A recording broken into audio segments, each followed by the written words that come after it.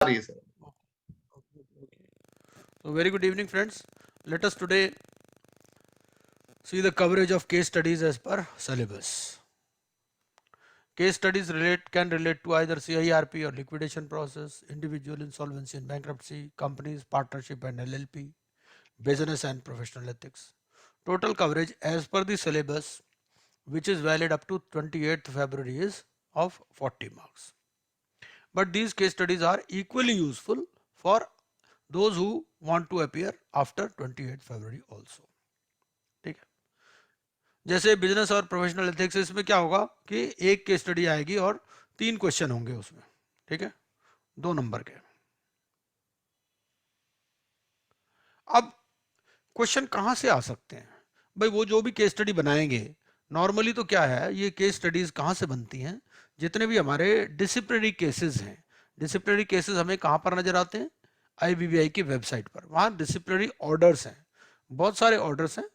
ये जो case studies हमने ज्यादातर जो बनाई हैं, वहां से हमने क्या किया, वहां तो हजारों ऑर्डर है, उसमें से हमने 30 या 40 सेलेक्ट किए कि 30 या 40 में कुछ तो होते हैं ना कि जिसमें वो वैसे ही डिस्पोज ऑफ कर देते हैं, है ना, या कोई सीरियस इश्यूज नहीं होते, ठीक है।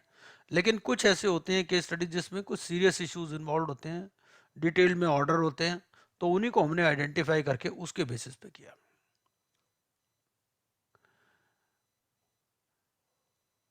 सिलेक्शन ऑफ क्लाइंट्स के ऊपर बेस हो सकती है, आईपी अपने क्लाइंट्स को कैसे सेलेक्ट करेगा, ठीक है। रिलेटेड पार्टी नहीं होनी चाहिए, उसका नहीं होना चाहिए, दूसरी पार्टी का कोई कॉन्फ्लिक्ट ऑफ इंटरेस्ट नहीं होना चाहिए, उसके रिलेटेड पार्टी से कोई कॉन्टैक्ट तो नहीं है, बहुत सारी चीजें इसमें देखनी पड़ती हैं, ठीक है।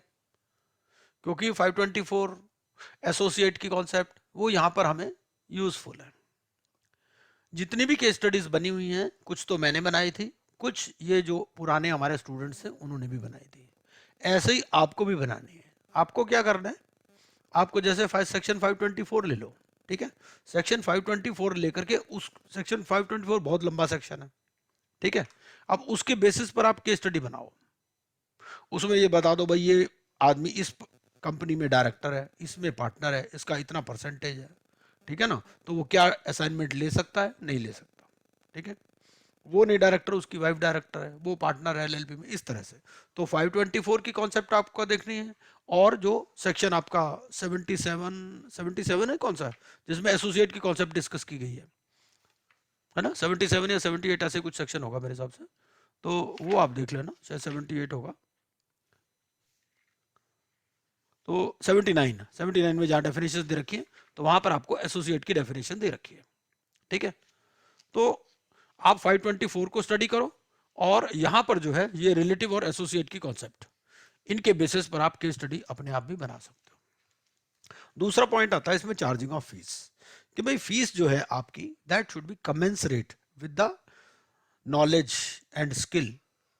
जो भी आपके पास नॉलेज या स्किल है उसके बेसिस पर आप एग्जॉर्बिटेंट फीस भी नहीं चार्ज कर सकते। देयर आर केसेस जिसमें अनरीजनेबल अमाउंट चार्ज किया, और फिर वो देखते हैं, जैसे आईबीबीआई की आपको डिसिप्लिनरी शो कॉज नोटिस देगा, वो कहेगा भाई तुम्हारी पहली रिटर्न क्या है, ठीक है, इससे पहले भी तो आप कुछ काम कर रहे थे ना, क्या इनकम हो रही थी आपको, आपका लेवल ऑफ एक्सपर्टीज क्या है, उसके हिसाब से क्लाइंट का लेवल क्या है, वो सारी चीजों देख के वो फीस का भी एक मेजर क्वेश्चन होता है, and that can also be put to question by the IBBI, और उसके बेसिस पर वो डिसिप्लिनरी केसेस आप पर लगा सकते हैं। फिर कंडक्ट ऑफ प्रोसीडिंग्स आ जाता है इसमें, कि आपने जो प्रोसेस कंडक्ट किया, जैसे भाई आपका एज आरपी या आईआरपी कुछ ड्यूटीज हैं, कुछ ड्यूटीज आपकी हैं, आपको पता होना चाहिए कौन सी ड्यूटीज आपकी हैं। देखो मेजर इसमें पॉइंट क्या आता है, जैसे आप आईआरपी बन गए, ठीक है, अभी आपका सीआईआरपी प्रोसेस शुरू नहीं हुआ, तो सीआईआरपी प्रोसेस से पहले की जितनी भी ड्यूटीज हैं वो सारी आपकी ड्यूटीज, ठीक है, उसमें सीओसी का कोई रोल नहीं है। तो आप ये नहीं कह सकते कि जी मैंने सीओसी से अप्रूवल मांगा था, अरे भाई तुमने मांगा क्यों, सीओसी से अप्रूवल की जरूरत नहीं है। जैसे आपको वैल्यूअर अपॉइंट करना है, वैल्यूअर आपको विद इन 7 डेज अपॉइंट करना, ये आपका काम है वैल्यूअर अपॉइंट करना। आप कहो जी हमारे पास तो पैसे ही नहीं है कंपनी के पास, मैं कहाँ से करता, ठीक है। तो बहुत सारी पब्लिक अनाउंसमेंट आपका काम है। पब्लिक अनाउंसमेंट में आपको क्या देखना है, पब्लिक अनाउंसमेंट में ये नहीं कि भाई आप जो है किसी फाइनेंशियल क्रेडिटर से कोई गाइडेंस लो, समझ रहे हो, आपको अपने आप पब्लिक अनाउंसमेंट करनी है अपने आप। ऐसे एक्सप्रेशन ऑफ इंटरेस्ट पे भी है कि एक्सप्रेशन ऑफ इंटरेस्ट जो है वो सीओसी को डिसाइड करना है, ठीक है। जो आपका एक्सप्रेशन ऑफ इंटरेस्ट है ईओआई जो इशू करना है वो that should be issued with the approval of COC. ऐसे इवेल्युएशन मैट्रिक्स का जो क्राइटेरिया वो सीओसी को डिसाइड करना है। तो हर एक के रोल डिफाइंड है और आपको अपना रोल पता होना चाहिए और आपको सीओसी का रोल पता होना चाहिए। ऐसे लिक्विडेशन में आपके पास थोड़ा सा एडजुडिकेटरी पावर्स भी आ जाती हैं। You can even reject a claim. COC जो आप एज आरपी या सीआईआरपी प्रोसेस में तो रिजेक्ट भी नहीं कर सकते, आपको दोनों कॉलम देने पड़ते हैं, जो क्लेम्स आपके लॉज हुए और जो क्लेम आपने एडमिट किया, अमाउंट क्लेम अमाउंट एडमिट दोनों लेके आप सीओसी के पास पहुंच जाते हो, ठीक है। क्योंकि अभी तो पता ही नहीं है कि मिलना है नहीं मिलना, अभी क्यों झगड़ा करना, ठीक है, दोनों अमाउंट चलने दो, लेट सीओसी डिसाइड। उसके बाद में फेयर एंड इक्विटेबल। भाई जो भी इंटरेस्टेड पार्टीज हैं, होता क्या है इसमें ना, क्योंकि बहुत सारी चीजें इन्वॉल्व है, बहुत सारे डिसीजंस आपको लेने पड़ते हैं, बहुत सारी पार्टीज इन्वॉल्व हैं। झगड़ा ज्यादातर कहां पर होता है, जैसे रेजोल्यूशन एप्लीकेंट। अब 4 आदमी एक कंपनी में इंटरेस्टेड है, आपको एक को तो सिलेक्ट करना ही है फाइनली, दूसरा आदमी कह देता है जी मुझे तो चांस ही नहीं दिया। क्वेश्चन ये आ जाता है भाई, आपको सीओसी ने ये डिसाइड किया भाई इस डेट तक आपके पास सारी जो है रेजोल्यूशन प्लान आ जाने चाहिए। अब एक आदमी का रेजोल्यूशन प्लान आया ही नहीं मान लो, ठीक है, उसका वो प्रोस्पेक्टिव रेजोल्यूशन एप्लीकेंट भी नहीं था, तो क्या आप उसको इंक्लूड कर सकते हो, नहीं कर सकते, ठीक है ना। तो बहुत सारी चीजें तो रेगुलेशंस में कोड के अंदर डायरेक्टली लिखी हुई हैं। जहां पर भी वर्ड शेल लिखा हुआ है तो शेल का मतलब तो जैसा लिखा वैसा ही करना है। And you have not only to be fair and equitable, you should also appear to be so. You have to maintain proper records for each and everything. आपको कम्युनिकेशन करना है, लेकिन प्रॉपर कम्युनिकेशन करना है, कोई प्राइवेट कम्युनिकेशन नहीं करना किसी के साथ, ठीक है। उसके अलावा यू हैव गॉट रिस्पॉन्सिबिलिटी, जो भी एडजुडिकेटिंग अथॉरिटीज है, जो एपिलेट अथॉरिटीज है, आईपीए है, आईबीबीआई है, जब ये इंफॉर्मेशन मांगे आपको देनी है। इसमें ऐसे भी केस आए कि इंसॉल्वेंसी प्रोफेशनल ने एडजुडिकेटिंग अथॉरिटी को चैलेंज कर दिया, कि एडजुडिकेटिंग अथॉरिटी को कहा भाई देखो ऐसा है कि एडजुडिकेटिंग अथॉरिटी तो मुझे हटा ही नहीं सकती, ठीक है, इनको तो बोर्ड से पूछना है। तो उसमें ये डिसीजन आया फाइनली कि भाई देखो ऐसा है, जो बोर्ड है अपना पैनल शेयर करता है एडजुडिकेटिंग अथॉरिटी के साथ, and sharing of panel also is deemed to be assent of the board, ठीक है। कई बार क्या होता है कि आपको एडजुडिकेटिंग अथॉरिटी ने कोई डायरेक्शन दी, उसको डायरेक्शन को ना मान के आप एपेलेट अथॉरिटीज में चले गए, वहां पर आपने वो चीज बताई ही नहीं, तो वो उसमें भी एडवर्स व्यू लेते हैं। आईपीए के पास जो भी इंफॉर्मेशन मांगी है, जो भी फॉर्म सबमिशन है, ये भी सारा आपका violation of code of conduct है, अगर आप कोई फॉर्म सबमिट नहीं करते, जो भी टाइमलीनेस है उस हिसाब से। और आईबीबीआई की भी जो भी डायरेक्शंस है, कई इसमें ऐसे डिसीजन मिलेंगे कि आईबीबीआई की अथॉरिटी को ही चैलेंज कर दिया आईपी ने। वो जैसे जैसे आप डिसीजंस पढ़ोगे तो आपको बहुत सारी चीजें क्लियर होंगी। कम से कम आपको कम 40 से 50 केस पढ़ने चाहिए। उन केसेस को पढ़ने से बहुत सारी चीजें आपको पता चलती हैं भाई आपके क्या क्या हर चीज पर केस है। आपने कस्टडी प्रॉपरली नहीं ली एसेट्स की, आपने कहा वहां तो ऐसा जी एग्रीकल्चरल लैंड है, मैं वहां कहाँ मार्किंग करवाता हूँ। अरे भाई मार्किंग नहीं करवाते तो आप रेवेन्यू अफसर से मिलते, रजिस्ट्रार ऑफिस में जाते, वहां से कुछ ऐसा करते, ठीक है। कस्टडी एंड कंट्रोल, चाहे आपको इफेक्टिव कस्टडी है या एक टोकन कस्टडी है, ठीक है, चाहे keys of the warehouse है, इस तरह से आपने उनसे कस्टडी ही नहीं ली, उनको मैनेजमेंट को ही इन्वॉल्व रखा, ऐसे भी केसेस आते हैं। तो इन जो भी प्रॉब्लम्स होती हैं, जैसे बिजनेस एंड प्रोफेशनल एथिक्स में यहाँ क्या प्रॉब्लम आएगी, ये जो केस स्टडी वाली आएगी ना, इसमें क्या आएगा, इसमें तो बेसिकली जो इंसॉल्वेंसी प्रोफेशनल है उसके ऊपर, उसकी कमियों के ऊपर ये केस स्टडी बनती है बेसिकली, ठीक है।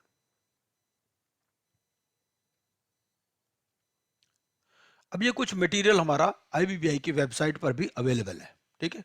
तो वहां पर भी क्या है कि मॉडल केस स्टडीज दे रखी, वहां से भी आप पढ़ सकते हो, ठीक है। ये कुछ वहां से हमने निकाल ली है। कि आईबीबीआई इस तरह से शो कॉज नोटिस इशू करती है, ठीक है ना।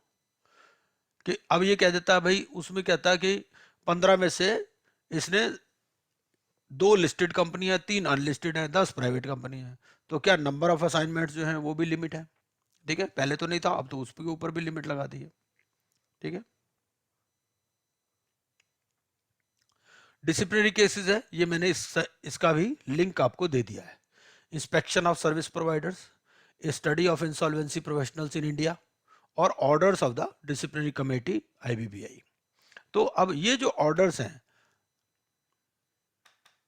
ये ऑर्डर्स, अब ये ऑर्डर में देखो, जैसे ये एक ऑर्डर है, ठीक है। ये एक ऑर्डर आया कि ये mister Vinod Kumar Kothari insolvency professional, ये इसमें शो कॉज नोटिस था और इस तरह से ऑर्डर आया।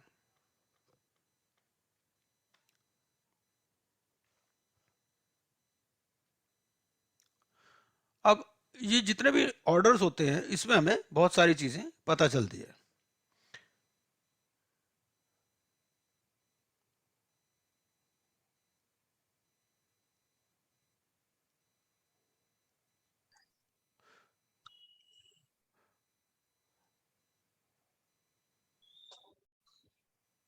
अब ये जो मेन पॉइंट है, किन पे वो शो कॉज नोटिस इशू करता है आईआरपी या आरपी को। पहला तो ये है कि भाई आप सीओसी के पीछे छुपते हो। बहुत सारे लोग क्या होते हैं, भाई एग्जाम पास कर लिया, एग्जाम पास करते आप फील्ड में आ गए सीधे, आपको सीधा अस्पताल में भेज दिया, इस बंदे का ऑपरेशन करो, ठीक है।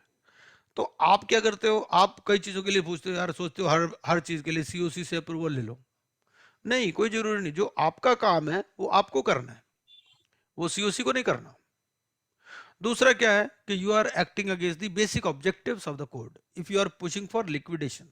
क्योंकि हमारे कोड में क्या लिखा है, हमारे कोड में ये लिखा है कि भाई सबसे पहले you have to exhaust all possibilities of resolution.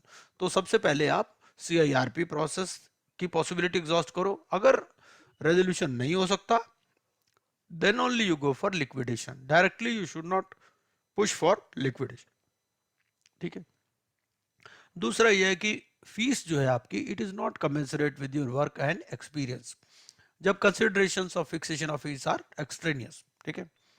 आपको एक कंपनी में, आप एक कंपनी के आईपीओ, ठीक है, और उसी कंपनी में आपने वाइफ को कंसल्टेंट अपॉइंट करा दिया, या उसको इंसॉल्वेंसी प्रोफेशनल दूसरी कंपनी में अपॉइंट करा दिया, ठीक है। और जो फीस है आपकी, it is not A reasonable reflection of the skill and expertise, ठीक है। If you side with influential financial creditors in derogation of COC, कई बार क्या होता है सीओसी में ना, एक ही मेन फाइनेंशियल क्रेडिटर होता है, मान लो एक ही बैंकर मेन है, ठीक है, उसके पास 70-80% वोटिंग पावर है।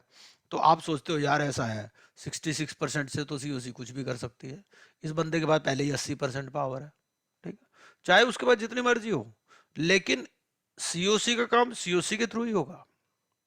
एक केस इसमें ऐसा आया जिसमें पीएनबी के पास काफी सारी वोटिंग पावर थी, तो उसने क्या किया, एक्सप्रेशन ऑफ इंटरेस्ट चेंज करा दिया। एक्सप्रेशन ऑफ इंटरेस्ट जो सीओसी ने अप्रूव किया था उसमें भी कुछ टिंकरिंग कर दी, तो उसने कहा नहीं भाई आप ऐसा नहीं कर सकते। फिर जो रिलेटेड पार्टीज है, you are not acting at arm's length, ठीक है, 524 या जो 79 में कॉन्सेप्ट है। फिर डिले हो गया या फेलियर हो गया in taking custody and control of the asset, ये भी एक इंपॉर्टेंट चीज है, इसमें भी बहुत सारे केस लॉज हैं। कई बार क्या होता है कि कंपनी का जो मान लीजिए कोई ट्रांसपोर्ट कंपनी है, ठीक है, तो ट्रांसपोर्ट कंपनी के ट्रक्स वहां पर नहीं है, वो किसी सब्सिडरी कंपनी के पास है, तो इस तरह से भी चीजें आती हैं। कोई लैंड का है तो उसमें कस्टडी कंट्रोल कैसे लेना है, इस पर भी बहुत सारे इश्यूज हैं। फिर यह है कि जो इरेगुलर ट्रांजेक्शन है, आपकी जो पीयूएफई ट्रांजेक्शन है, ठीक है, आपको पता है 4 तरह की ट्रांजेक्शन होती हैं, प्रेफरेंशियल, अंडरवैल्यूड, फ्रॉडलेंट और एक्सटॉर्शनेट, ठीक है, ये सब पहले ही डिस्कस कर चुके हैं। तो उसके लिए टाइम है आपके पास 75 दिन में, 115 दिन और 135 दिन एज पर टाइम लाइन्स, ठीक है। 75 दिन में डिटर्मिन करना है, 75 दिन में ओपिनियन फॉर्म करना है, 115 में डिटर्मिन करना है, और 135 में आपको एप्लीकेशन फाइल करनी है। अगर उसमें इनऑर्डिनेट डिले होता है कि भाई आप कहते हो जी मैं तो सीओसी की वेट कर रहा था, मेरे को फोरेंसिक ऑडिटर ने रिपोर्ट नहीं दी, इसका पहले ही फोरेंसिक ऑडिट हो चुका था, ठीक है, तो मैं उससे रिपोर्ट मांग रहा था, उसने मुझे रिपोर्ट नहीं दी, मैंने सीओसी के सामने ये रखा था, तो वो सारी चीजें भी जो आपकी ड्यूटी है आपको करनी है। शेयरिंग ऑफ फीस की बात है, तो आप अपनी फीस शेयर नहीं कर सकते। आपकी फीस है। जो प्रोफेशनल्स हैं, एक तो देखो आपका स्टाफ है, ठीक है, स्टाफ को तो आप अपनी फीस में से ही दोगे जो भी दोगे, ठीक है। जैसे एज ए सी आप क्लाइंट से पैसे लेते हो तो क्या करते हो, स्टाफ का बिल तो नहीं भेजते ना, उसको एक्सपेंसेस का बिल भेज सकते हो, लेकिन स्टाफ का बिल तो नहीं भेजते। तो स्टाफ का जो है वो आप ही को बेयर करना है। जो आपने प्रोफेशनल्स अपॉइंट किए उनको डायरेक्टली बिलिंग होनी है कंपनी को, ठीक है। Inclusion of cost not admissible to be included in IRPC. कई बार क्या होता है कि जैसे इंसॉल्वेंसी रेजोल्यूशन प्रोसेस कॉस्ट है, वो भी डिफाइंड है, उसके अंदर लिखा हुआ है कि भाई ये इंसॉल्वेंसी रेजोल्यूशन प्रोसेस कॉस्ट कौन सी होगी, ठीक है। अगर उसके अलावा कोई कॉस्ट उसमें आप इंक्लूड कर देते हो जो उसमें इंक्लूडेबल नहीं है, ठीक है, तो वो भी एक एडवर्स व्यू लेता है बोर्ड। फिर ये है कि you rely on the work और engage a professional working with financial creditor before CIRP, ठीक है। अब क्या है कि कोई आदमी फाइनेंशियल क्रेडिटर के पास पहले से काम कर रहा था, आप उसको एंगेज कर लेते हो, ठीक है। तो वो भी सारी चीजें जो हैं इसमें आती है। ये कुछ मेन पॉइंट है। अब इसमें एक दो चार केस देखते हैं, ठीक है। ये वाला केस किसी ने पढ़ा है आप में से? आप अनम्यूट कर सकते हैं अपने को।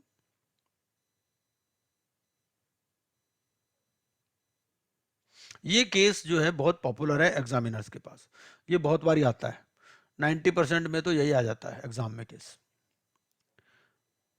तो अनम्यूट करिए, बताइए किसी ने पढ़ा है ये वाला केस?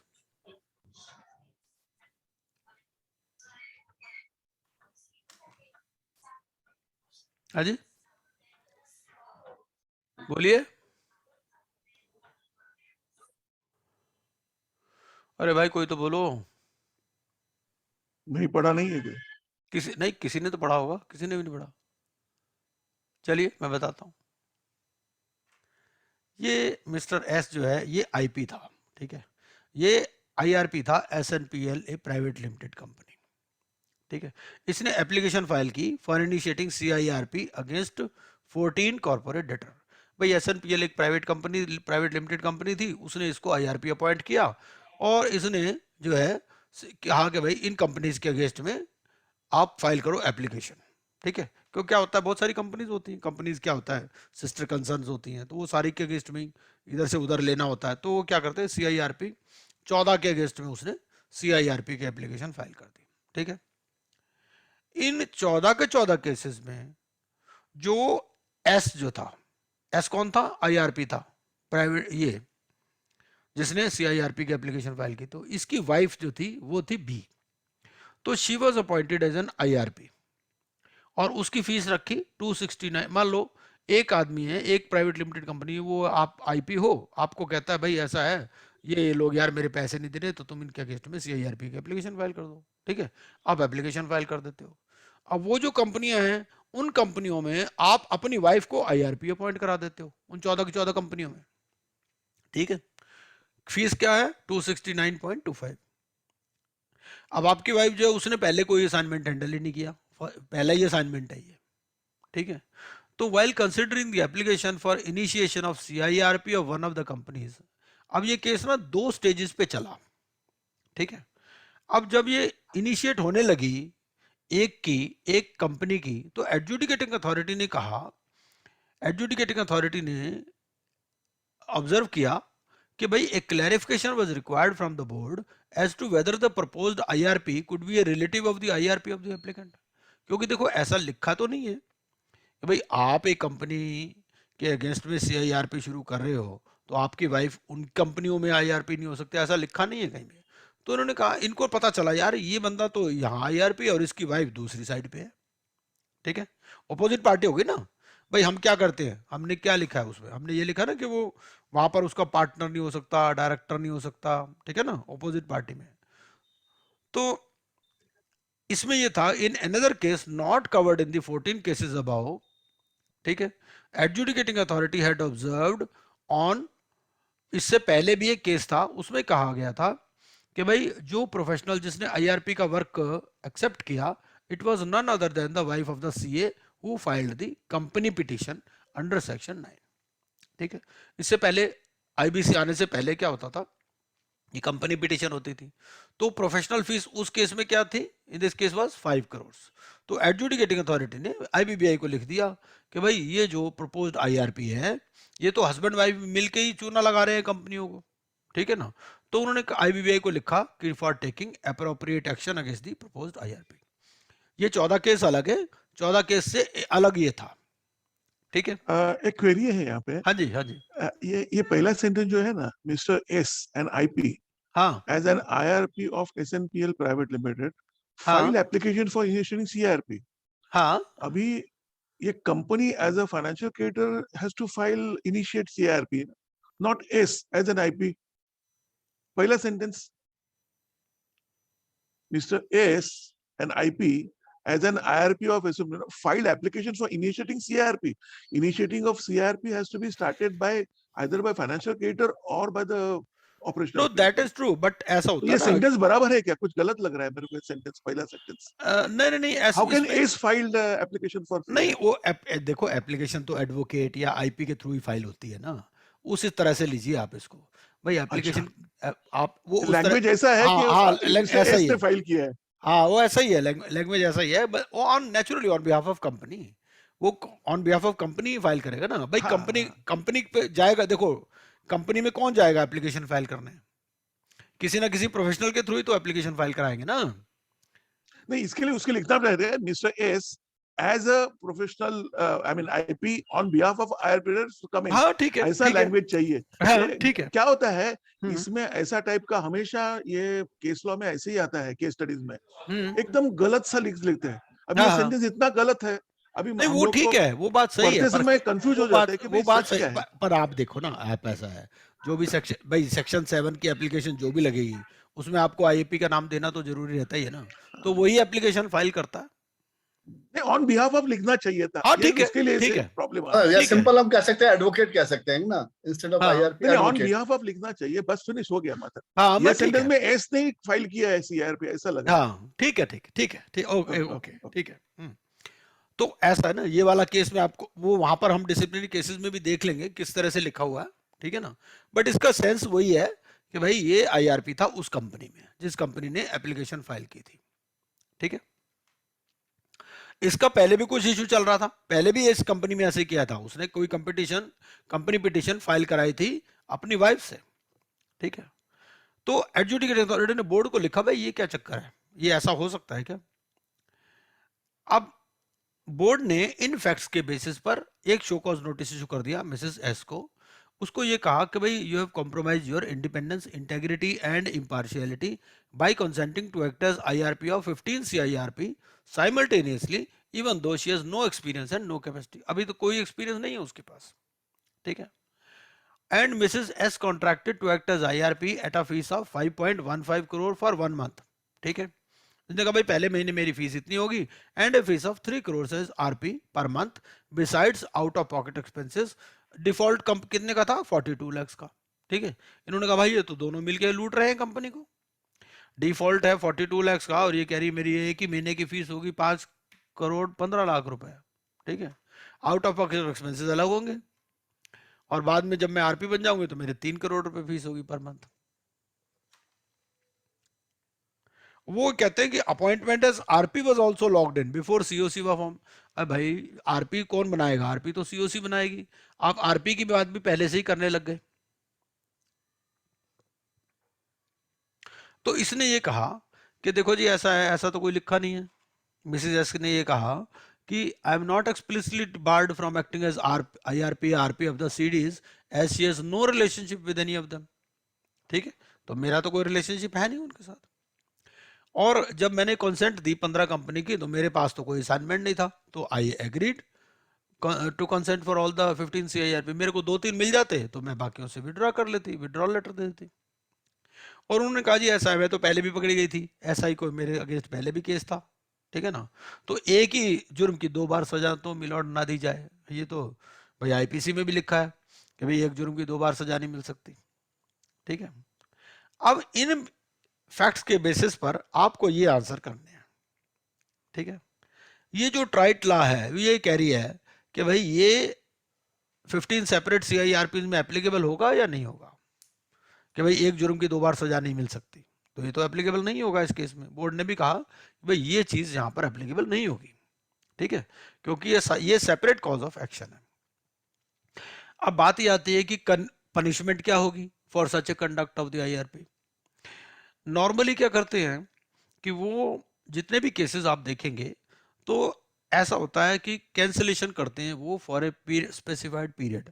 6 महीने के लिए भी कैंसिल कर सकते हैं, साल के लिए भी, 2 साल के लिए भी, ठीक है। कई बार वो कहते हैं जी आप जितने भी असाइनमेंट्स हैं उसको आप कंक्लूड करो और नए असाइनमेंट आप नहीं लोगे, ठीक है। किन्हीं किन्हीं केसेस में मॉनेटरी पेनल्टी भी लगा देते हैं, कईयों में दोनों भी लगा देते हैं, ठीक है। तो ये जो आप अगर केस इसको पढ़ोगे, आप इस केस को ढूंढ करके अपने आप पढ़ना, मैं इस केस का पूरा साइटेशन आपको दे दूंगा और वहां से आप इसके आंसर बनाना अपने आप आंसर बना करके ग्रुप में डालो। अब अगला पॉइंट ये है कि ये इन स्टेटमेंट में ये which of the following statements are false, इस तरह से भी कई बार क्वेश्चन दे देते हैं। कई बार तो ये देते हैं which of the following statements are true, ये दे दिया which of the following statements are false. पहला, appointment of RP is the discretion of the CD, ठीक है। दूसरा है अपॉइंट RP की बात कर रहा है वो, रेजोल्यूशन प्रोविजनल, IRP की बात नहीं कर रहा, ठीक है ना। तो ये तो गलत है हमारा। Appointment of RP is the discretion of the CD, it is not the discretion of the CD। Appointment of RP is done by the adjudicating authority, ये भी गलत है, ठीक है। Appointment of RP is the exclusive domain of the COC, ये सही है, ठीक है ना। तो हमारा आंसर क्या होगा इसमें, A and B, both A and B, इस तरह से। तो D इसमें आंसर होगा, ठीक है। अच्छा, both mister A, husband and wife, Mrs. B are qualified. Is there any prohibition that the spouse of the IRP, that is Mrs. B, cannot be an IRP in cases filed by her spouse, that is Mr. A, on behalf of the applicant? ठीक है, दोनों qualified है, तो क्या इसमें कोई दिक्कत है, कोई प्रोहिबिशन है? देखो स्पेसिफिक प्रोहिबिशन कुछ नहीं है, लेकिन क्या है कि आप काउंटर पार्टीज को दोनों कर रहे हो और बहुत सारी इसमें चीजें देखी गई जब आप ऑर्डर पढ़ोगे। उन्होंने कहा जी आपको कोई एक्सपीरियंस नहीं है, इतने सारे असाइनमेंट्स आप ले रहे हो, डिफॉल्ट इतना कम है, आप फीस इतनी ज्यादा ले रहे हो, ठीक है ना। तो वो सारे फैक्ट्स को मिलाकर के ही किसी केस को देखा जाता है। उसके बाद में आता है अगला पॉइंट कि what could be the criteria, भाई इंटेग्रिटी, इम्पार्शियलिटी एंड इंडिपेंडेंस की बात करते हैं हम। तो अब ये किस क्राइटेरिया पर चलेगा? भाई एक तो नियरनेस ऑफ रिलेशनशिप पे तो जरूरी है कि if you are near in relationship, associate हो आप, तो naturally your independence could be compromised, ठीक है ना, आप इम्पार्शियल नहीं रह सकते। फिर फीस चार्ज भी आपकी इंटेग्रिटी को रिफ्लेक्ट करती है, ठीक है। भाई आप जितना भी आपका वो लिखता है ना, इसमें शो कॉज नोटिस के अंदर लिखा था इन्होंने कि शो कॉज नोटिस में लिखा था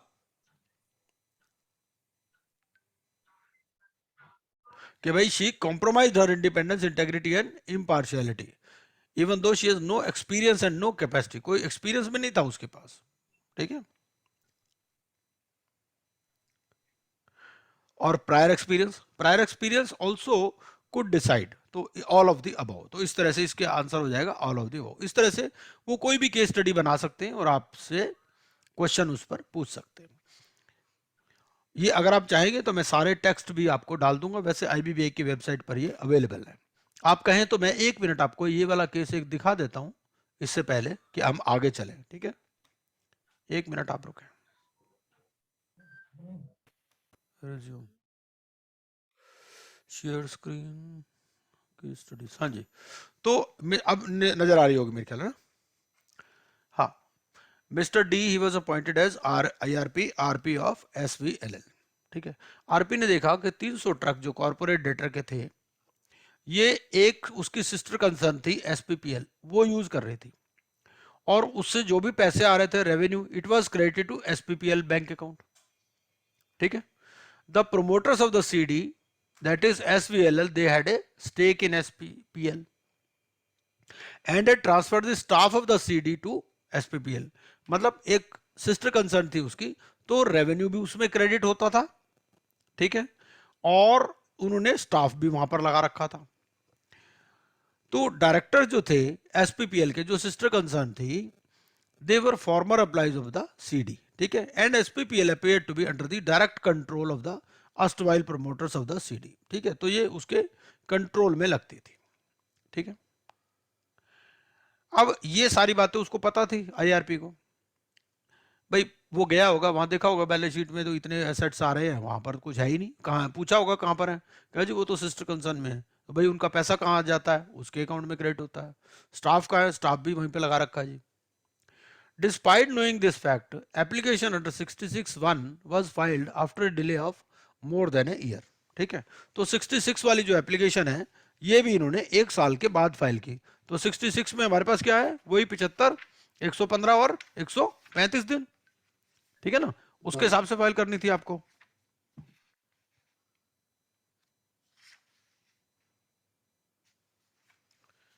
लेकिन आपने लेट फाइल की। RP also fail to deploy security agency, भाई जब आपको पता चल गया कि वहां पर पार्क होते हैं जो ट्रक्स हैं, तो you should have deployed some security, क्योंकि आपकी ड्यूटी है to secure the assets of the company, ठीक है, और उसके लिए अगर जो भी एक्सपेंसेस होते हैं वो भी आपको इंसॉल्वेंसी रेजोल्यूशन प्रोसेस कॉस्ट का पार्ट बन जाते हैं, ठीक है ना, any expenses incur towards preservation of assets, ये हम पढ़ चुके हैं। तो but RP also fail to deploy a security agency to protect illegal use of assets of the CD by another company which was sister concern of CD, ठीक है। RP को ये फैक्ट पहली मीटिंग थी सीओसी की, वहीं पर पता चल गया था, ठीक है, लेकिन जो अप्रूवल था to deploy security, it was according in third COC meeting held on this date, ठीक है, अप्रूवल भी मिल गया, उसके बाद भी RP fail to appoint security agency, क्योंकि उसके पास पैसे ही नहीं थे, ठीक है, और उन्होंने देखा भाई जो सिक्योरिटी है it was already provided by the yard owners where trucks owned by the CD were parked, ठीक है। सेकंड सीओसी मीटिंग में सीओसी ने रिजॉल्व कर दिया, भाई लिक्विडेट कर दो सीडी को based on interim valuation report. RP ने कहा भाई नहीं, अभी हम रेजोल्यूशन की पहले कोशिश करते हैं, अभी आप लिक्विडेशन के लिए क्यों रिकमेंड कर रहे हो, तो COC informed RP that they had conducted a joint lenders meeting where they decided to go in for liquidation, तो सीओसी ने कहा कि भाई हमने जॉइंट लेंडर्स मीटिंग की है और हम लिक्विडेशन चाहते हैं।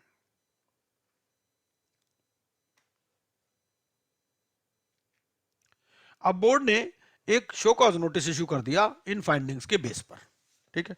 मेन एक्विजिशन क्या थे कि भाई आपको 66 में जो फ्रॉडुलेंट ट्रांजैक्शन है तो आपको रिपोर्ट टाइम में करनी है, तो इसमें डिले किया है आपने 115 दिन का from receiving the forensic report, आपको फोरेंसिक रिपोर्ट आने के बाद भी आपने इसके 115 दिन बाद एप्लीकेशन फाइल की, और जो सीआईआरपी कमीशन ने की तो 412 दिन बाद आपने फाइल की, जबकि आपको 115 दिन के अंदर तो टोटली फाइल कर देनी चाहिए थी, 75, 115, 135।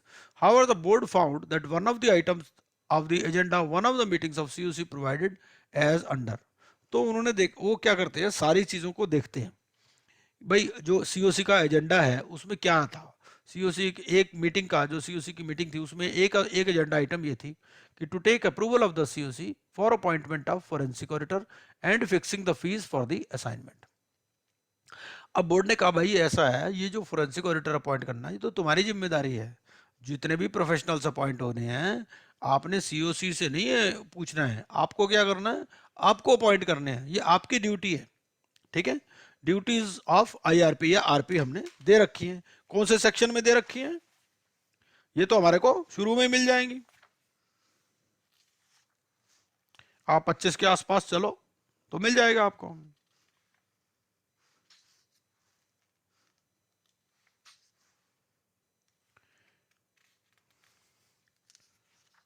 कौन सा सेक्शन एग्जैक्टली बता सकते हैं, 25 ही है, ड्यूटीज ऑफ रेजोल्यूशन प्रोफेशनल, ठीक है।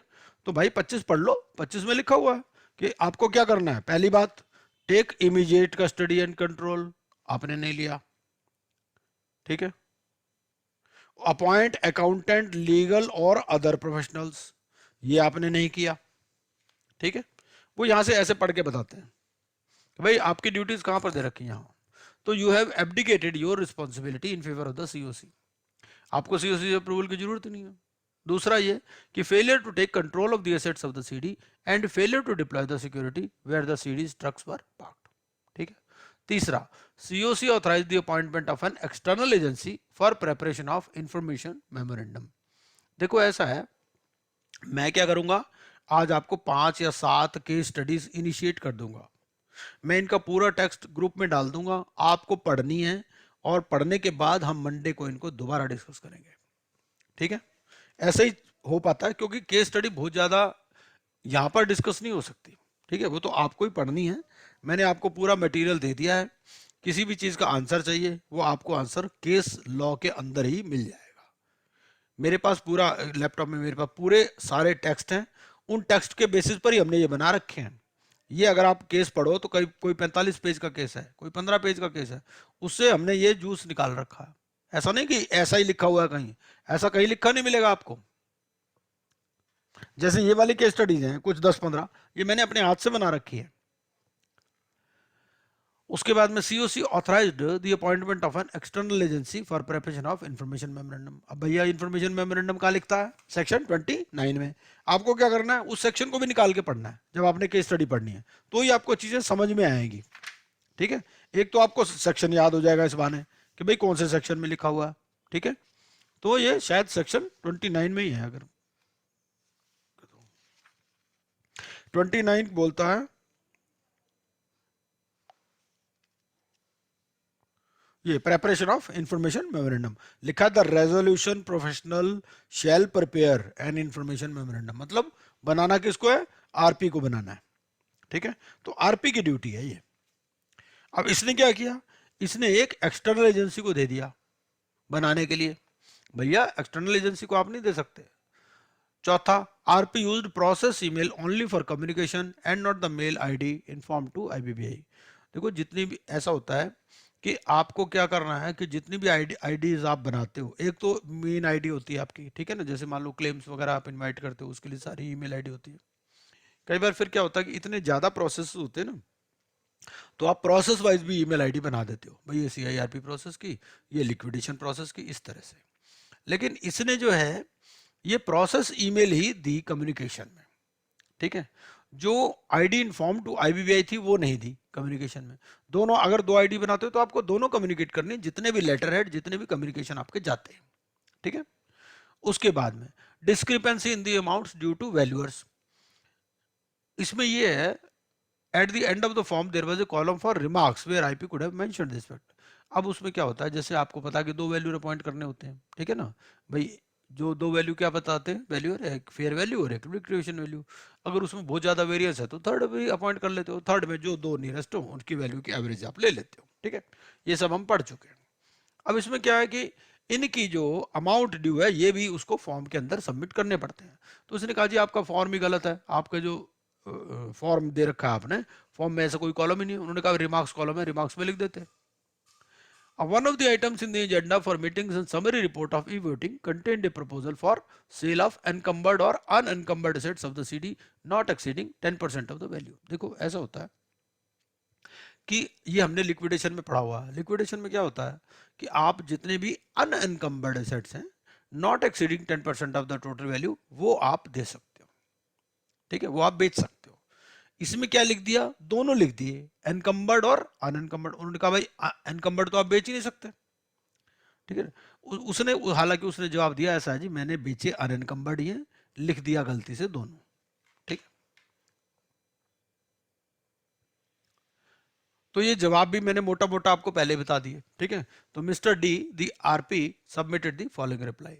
अब पहला तो ये है कि SPPL failed to provide statement details of revenues earned by SPPL out of use of the CD's assets। इसने कहा कि भाई ऐसा है, मैंने वो जो सिस्टर कंसर्न है उससे डिटेल मांगे थे कि भाई आपके पास जो है सीडी के ट्रक्स तो आपके पास पार्कड है, इनका रेवेन्यू सारा आप अपनी बुक्स में ले जा रहे हो, तो ये रेवेन्यू सीडी का कितना ये तो हमें बताओ। ठीक है, तो उन्होंने ऐसी कोई डिटेल हमें दी नहीं। इससे क्या हुआ, this resulted in delay in filing application under section 66। ठीक है, अब भाई आप कहते हो कि फॉरेंसिक ऑडिटर की अपॉइंटमेंट डिले हुआ, तो इसने कहा कि भाई मेरे को ये पता चला था कि एक फाइनेंशियल क्रेडिटर, एक बैंकर ने पहले से ही फॉरेंसिक ऑडिट करा रखा है। मैंने उस बैंकर को कहा कि भाई आप फॉरेंसिक ऑडिट रिपोर्ट मुझे को दिखा दो। बैंक ने कह दिया भाई हमने फॉरेंसिक ऑडिट अपना कराया, हम आपको रिपोर्ट क्यों दिखाएं वो वाली। ठीक है। एंड आरपी ऑल्सो सबमिटेड, उसने कहा जी ऐसा है, मैं फॉरेंसिक ऑडिटर अपॉइंट भी कर देता, मेरे पास पैसे तो थे नहीं, ठीक है ना, तो without approval of fees it has got little meaning, ये उसने अपना रिप्लाई दिया। दूसरी बात ये है, वो ये कहता है कि movable assets of the CD consisted of thousands of trucks which were parked in yards belonging to third parties. वो कहता है ऐसा है जी कि क्या होता है, ट्रक्स जो है, ऐसा तो है नहीं भाई कंपनी के यार्ड में ही रोज आएंगे, ठीक है ना, तो ये तो थर्ड पार्टीज के पास ऐसा होता है कि उनका काम ज्यादा चलता है इनके साथ, तो वो थर्ड पार्टीज के यार्ड्स में ही पार्क होते हैं, उनकी अपनी सिक्योरिटी भी होती है, ठीक है। और जो फंड्स थे सीडी के पास लिमिटेड थे, तो कंट्रोल मैंने क्या किया कि की और लॉक्स का कंट्रोल अपने पास ले लिया था, instead of deploying new security agency. भाई मैं नई सिक्योरिटी एजेंसी लगाता, उसमें पैसे लगते, ठीक है ना, और सीओसी ने जो है इंटरिम फाइनेंस के लिए भी अप्रूव नहीं किया, ठीक है। अगला, अगली बात यह है कि इसने ये कहा कि आपने मुझ पे इल्जाम लगाया है बीबीआई ने कि भाई मैंने इंफॉर्मेशन मेमोरेंडम नहीं बनाया, मैंने इसको आउटसोर्स किया, लेकिन मैंने उस पर आईएम लिखा है। वो आईएम मतलब इंफॉर्मेशन मेमोरेंडम नहीं है, वो इन्वेस्टर मेमोरेंडम है। क्या होता है कि हम नए इन्वेस्टर को कोई चीज दिखाते हैं तो एक पिच डॉक्यूमेंट बनाते हैं, ठीक है ना, तो वो जो मार्केटिंग वाले होते हैं वो ज्यादा बना पाते हैं, वो शोकेस कर पाते हैं। तो मैंने क्या किया, मैंने जो आउटसोर्स किया वो इन्वेस्टर मेमोरेंडम आउटसोर्स किया, नाम आईएम लिखा हुआ है पर वो इंफॉर्मेशन मेमोरेंडम नहीं, ठीक है ना। मैंने एक प्रोफेशनल इन्वेस्टमेंट बैंकिंग फर्म को दिया to effectively showcase the investment opportunity in the CD, besides this the name of the RP was appearing. और देखो जी मेरा नाम लिखा हुआ है इन्वेस्टर मेमोरेंडम पे भी, हर पेज पे मेरा नाम लिखा हुआ इसका नीचे, तो इसका मतलब मैं रिस्पॉन्सिबिलिटी ले रहा हूं ना उस चीज की। आरपी ने ऐसा बोला। फिर अब उसने कहा कि भाई ऐसा है कि मैंने ये सेपरेट ईमेल आईडी बनाई थी सीआईआरपी प्रोसेस के लिए, ताकि जो है एफिशिएंसी हो collection, storage, estimation and distribution of data में, ठीक है। नोटिस जो मीटिंग का सीओसी को गया, उसमें वो मैं मानता हूं कि जो ईमेल रजिस्टर्ड विद बोर्ड है वो नहीं लिखा, ठीक है ना, उसमें सिर्फ प्रोसेस ईमेल है, लेकिन जो ईमेल मैंने भेजी कॉपी ऑफ नोटिस और एजेंडा में, उसमें जो है आईबीबीआई का भी मैंने ईमेल एड्रेस दिया है, ठीक है। अब बात यह है कि आरपी ने अगला पॉइंट, जहां तक वैल्यूअर्स की बात है कि भाई वैल्यूअर्स की आपने फीस जो है वो नहीं दिखाई, कैसे किया, तो इसमें यह है कि आरपी ने proposed for valuer fees for rupees 1.20 crore which was approved by the COC. तो इसने कहा भाई वैल्यूएशन की फीस लगेगी 1.20 करोड़, तो सीओसी ने अप्रूव कर दी। एक्चुअल जो फीस थी वो 27 लाख रुपए थी, ठीक है। अब मैं कहा जी जो मैं जो है जो फॉर्म भरता हूँ, जो मैंने फॉर्म 2 है, जैसे कॉस्ट डिस्क्लोजर है, फॉर्म 3 कॉस्ट डिस्क्लोजर का submitted by RP to IPA, the amount ratified by the COC is mentioned as 1.20 separately for each value, क्योंकि उसमें ऐसा कोई कॉलम ही नहीं है, ठीक है ना। तो आरपी ने कहा, उन्होंने कहा भाई इतना ज्यादा वेरिएशन कैसे, एक्चुअल तो 27 लाख रुपए खर्च हुई, तुमने वैल्यू अप्रूवल ले रखा है 1,20,00,000 का। तो इसने कहा जी मैंने अप्रूवल तो हाईएस्ट कोटेशन के बेस पे ले लिया था, ठीक है। और दूसरी बात यह है कि जो ईआरपी में ट्रक्स थे वो 6,170 थे, लेकिन वैल्यूअर को तो 2,500 ट्रक ही मिले, तो उतने का ही वेरिफिकेशन करना था ना उसमें। अब जहां तक ये भी लिखा है कि वैल्यूअर कैसे करेगा वैल्यूएशन आफ्टर फिजिकल वेरिफिकेशन, ये भी लिखा हुआ है वहां पर, ठीक है। तो हेंस एक्चुअल कॉस्ट्स वर लोअर। उसके बाद में कहा जी आपके फॉर्म में भी एरर है। तो one of the items in the agenda for meeting summary report of e voting, जहां तक वो अनएनकम्बर्ड और एनकम्बर्ड की बात है जी कि भाई आप सिर्फ अनएनकम्बर्ड बेच सकते हो, तो ऐसा जी मैंने बेचे तो अनएनकम्बर्ड ही हैं, ठीक है ना, लेकिन जो है एनकम्बर्ड एसेट्स मैंने कोई नहीं बेचे, सिर्फ वहां लिख दिया गलती से, वो मेरी गलती है, ठीक है। अब इस बेसिस पर आपको इन क्वेश्चंस के आंसर देने हैं, ठीक है। ये आंसर आपको देने हैं, आपको केस लॉ पढ़ना है, केस लॉ पढ़ के ये आंसर देने हैं, मोटा मोटा मैंने आपको समझा दिया है। सबसे पहली बात ये तो आप बता ही सकते हो कि सेक्शन 66 किस चीज से रिलेट करता है, फ्रॉडुलेंट ट्रांजैक्शन से, कंट्रीब्यूटरी प्रोविजन है, डायरेक्टरी नेचर है, नन ऑफ द अबव है, ये तो देखने से ही पता चल जाएगा।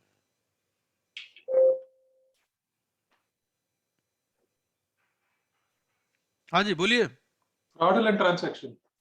फ्रॉडुलेंट ट्रांजैक्शन, ठीक है, हाँ, क्योंकि ये देखो कोई तो ये तो सिंपल बना रखा मैंने, पर मान लो वो क्या करता, वो चारों नाम दे देता, ठीक है, तो फिर आप क्या करते।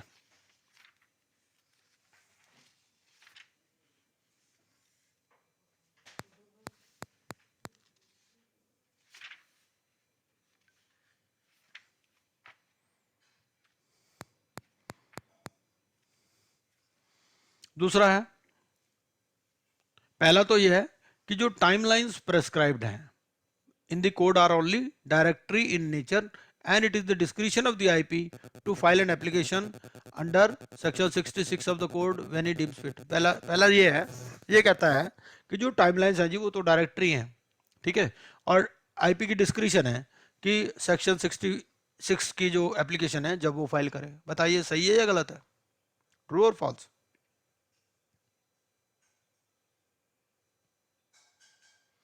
It is false. फॉल्स क्यों? फॉल्स इसीलिए, देखो टाइमलाइन जितनी भी हैं वो डायरेक्टरी जरूर है, they are directory both for the adjudicating authority and the parties involve, चाहे आरपी हो चाहे सीडी हो, लेकिन ऐसा है he has to give sufficient reasons for delay in filing. ठीक है, तीसरा पॉइंट यह है कि whether RP can be held liable for filing an application for liquidation of the CD without inviting resolution plans. Yes, देखो ऐसा होता है कि आरपी मस्ट इंसिस्ट कि भाई आपको रेजोल्यूशन प्लान्स इनवाइट करने हैं पहले, ठीक है, वो कम से कम एक एफर्ट तो करता ना कि भाई रेजोल्यूशन प्लान्स के लिए एफर्ट तो करता, लेट देम से कि भाई ठीक है we want to go in for liquidation. अच्छा, इसमें क्या हुआ कि आरपी को वैसे छोड़ दिया था उन्होंने क्योंकि बहुत ज्यादा इसमें वो नहीं थी, इसमें उन्होंने कहा भाई नया लॉ है और इसको स्ट्रिक्ट वार्निंग देके छोड़ दो। कई बार कई केसेस में क्या करते हैं वो स्ट्रिक्ट वार्निंग देके छोड़ देते हैं, ठीक है, ज्यादा ही सीरियस होता है तो ही वो दिक्कत करते हैं। अगला केस देखते हैं, मिस्टर के एन आईपी, इसने क्या किया, एक एलएलपी बनाई, उसका नाम दे दिया आईबीबीआई इंसॉल्वेंसी प्रैक्टिशनर्स एलएलपी। ठीक है भाई, ये प्राइवेट पर्सन है मिस्टर के,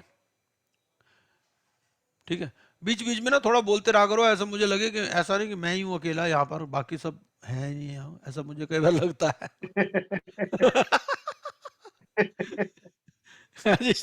सर आपकी प्रेजेंस ही सबसे स्ट्रांग है sir. Sir, we are all listening very carefully what you are telling. Okay, Sir. okay, okay. We are observing everything. Okay, okay. Mr. K, he was appointed an IP. He formed an LLP in the name of IBBI Insolvency Practitioners Limited. अब इसने IBBI-IP.com के नाम से website बना ली, एक anonymous complaint मिली, ठीक है, उन्होंने विजिटिंग कार्ड भेज दिया, इसका विजिटिंग कार्ड भी दिया हुआ उसमें। विजिटिंग कार्ड में क्या हुआ, आईबीबीआई ने इसको शो कॉज नोटिस इशू कर दिया। बोर्ड ने एमसी के साइट से चेक किए क्योंकि ये एलएलपी थी, ठीक है, एलएलपी के फैक्ट्स आपको एमसी की साइट से चेक हो जाते हैं, and they found the allegation to be correct कि यार ये तो बड़ा चालाक बन रहा है, आईबीबीआई के नाम से ही वेबसाइट बना रहा है ये तो। हाँ, अब इससे जब पूछा, when a clarification was sought from Mr. K that use of the abbreviated name of the board in the LLP was misleading, but you are misleading the clients, you are misleading the public at large, ठीक है ना, IBBI has got nothing to do with your company. He contended that it was without any intention and without any motive to gain any material benefits. ठीक है, he further submitted that after receipt of letter from the board, उसने कहा जी जैसे मुझे board से letter मिला ना, मैंने एप्लीकेशन दे दी थी एमसीए को to change the name of the said LLP to expert insolvency practitioners LLP. इन्होंने कहा जी मैंने कहा था इस कंपनी का नाम चेंज कर दो, ठीक है। अब एक महीने बाद बोर्ड ने फिर दोबारा चेक किया, वही सेम नाम अपीयर हो रहा था। After about a month the board found that the expression IBBI had still not been dropped. Mr. K replied that MCA had objected and he had filed a fresh form. उन्होंने कहा जी ठीक है मैंने तो किया था लेकिन MCA का कोई ऑब्जेक्शन आया था तो मैंने एक फ्रेश फॉर्म सबमिट। अब बोर्ड ने सोचा यार ये इतना भोला तो है नहीं, the board found it too naive to believe that mister K did not have any intent, भाई इसकी तो इंटेंशन ही खराब लग रही है, ठीक है, and notice to gain material benefit while using the name of the IBBI. इसको कोई जल्दी भी नहीं है, हमने नोटिस इशू कर दिया, उसके बाद भी आराम से कह रहा है जी मैं तो रेक्टिफिकेशन फाइल कर दिया, वहां से ऑब्जेक्शन आ गया, मैंने नया फॉर्म भर दिया। तो mister K seem in no hurry to make rectification of the illegal act even after being advised by the board, ठीक है। Even on the date of passing of the order, company master data on the website of MCA carried the name IBBI insolvency practitioners LLP. तो जब order pass हुआ उस पे भी यही नाम आ रहा था उस टाइम भी, तो उन्होंने रगड़ा, कहा इसको रगड़ो अच्छी तरह फिर तो भाई। अब इन view of the above what is your recommendation, आप क्या करोगे? ठीक है, IP not to take up any new assignment till the name is removed, registration to be suspended, both A and B, none of the above. देखो इसमें क्या lenient view तो लेगा नहीं, ठीक है ना, तो इसमें स्ट्रिक्ट व्यू ही लेगा बोर्ड। तो वो क्या करेगा, ठीक है भाई, वो ये कह देगा कि आपका रजिस्ट्रेशन सस्पेंड किया जाता है और आप कोई नया असाइनमेंट नहीं लोगे जब तक ये नाम रिमूव ना हो, ऐसा ही बोर्ड ने बोला।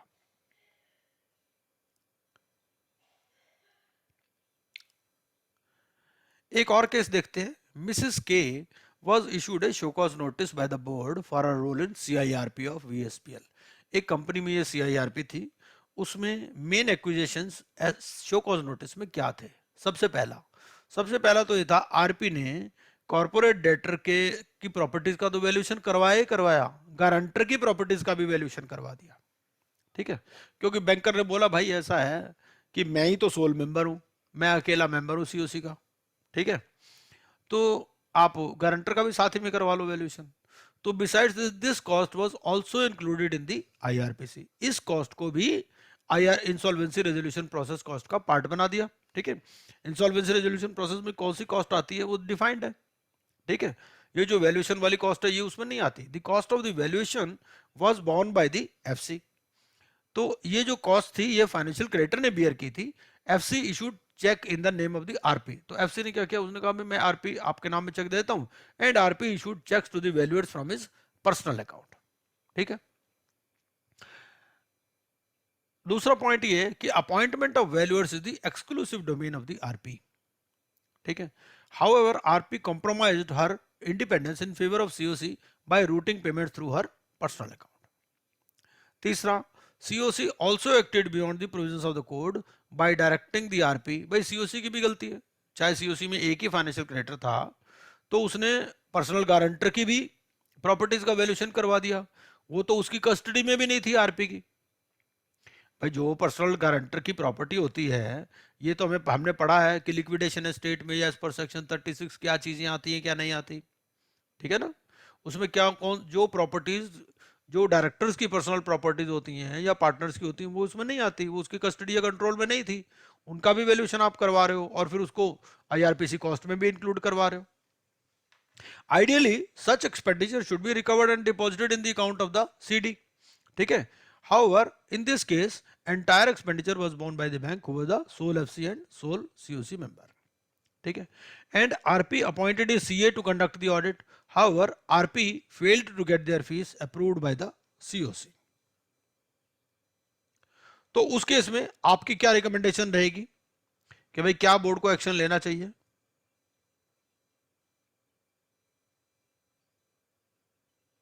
क्योंकि ये भी देखो सीरियस ऑफेंसेस हैं,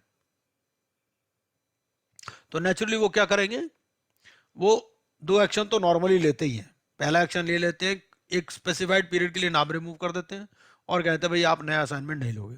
अगर बहुत ही कम चीजें होती हैं या बहुत ही कन्विंसिंग आर्गुमेंट्स होते हैं तो उस केस में वो कहते हैं they are let off after a warning, ठीक है।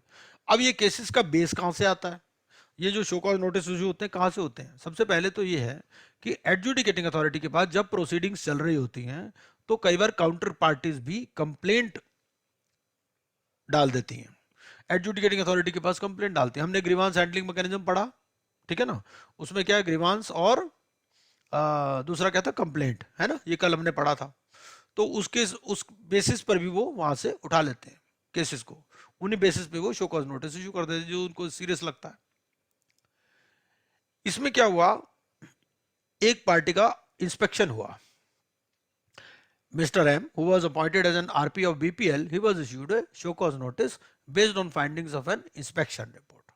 उसमें क्या कहा, पहला तो ये कहा कि भाई आपकी जो 45 की ट्रांजैक्शंस है, 45 में कौन सी ट्रांजैक्शन होती हैं बता सकता कोई? चाहे बुक देख के ही बता दो। देखो 66 के आपके पास फ्रॉडुलेंट है, पता है ना, 66 तो भी पढ़ा है हमने। अभी ये बता रहा है कौन सा 45, तो 45 कौन सा है? कोई भी बताओ, किताब देख के बताओ बेशक। Avoidance of Avoidance है, undervalued avoidance। transactions. हाँ, अंडर वैल्यूड ट्रांजेक्शंस, ठीक है ना, तो अंडर वैल्यूड ट्रांजेक्शंस इसमें आती हैं।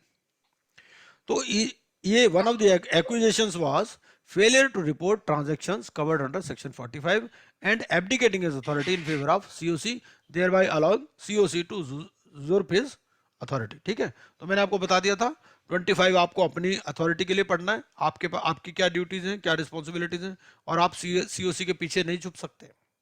ठीक है, दूसरा ये कहता है कि जो एप्लीकेशन आपने फाइल की for avoidance, it was filed after 236 days from the commencement of CIRP। आपको फाइल कितने दिन में करनी है? 135 दिन में।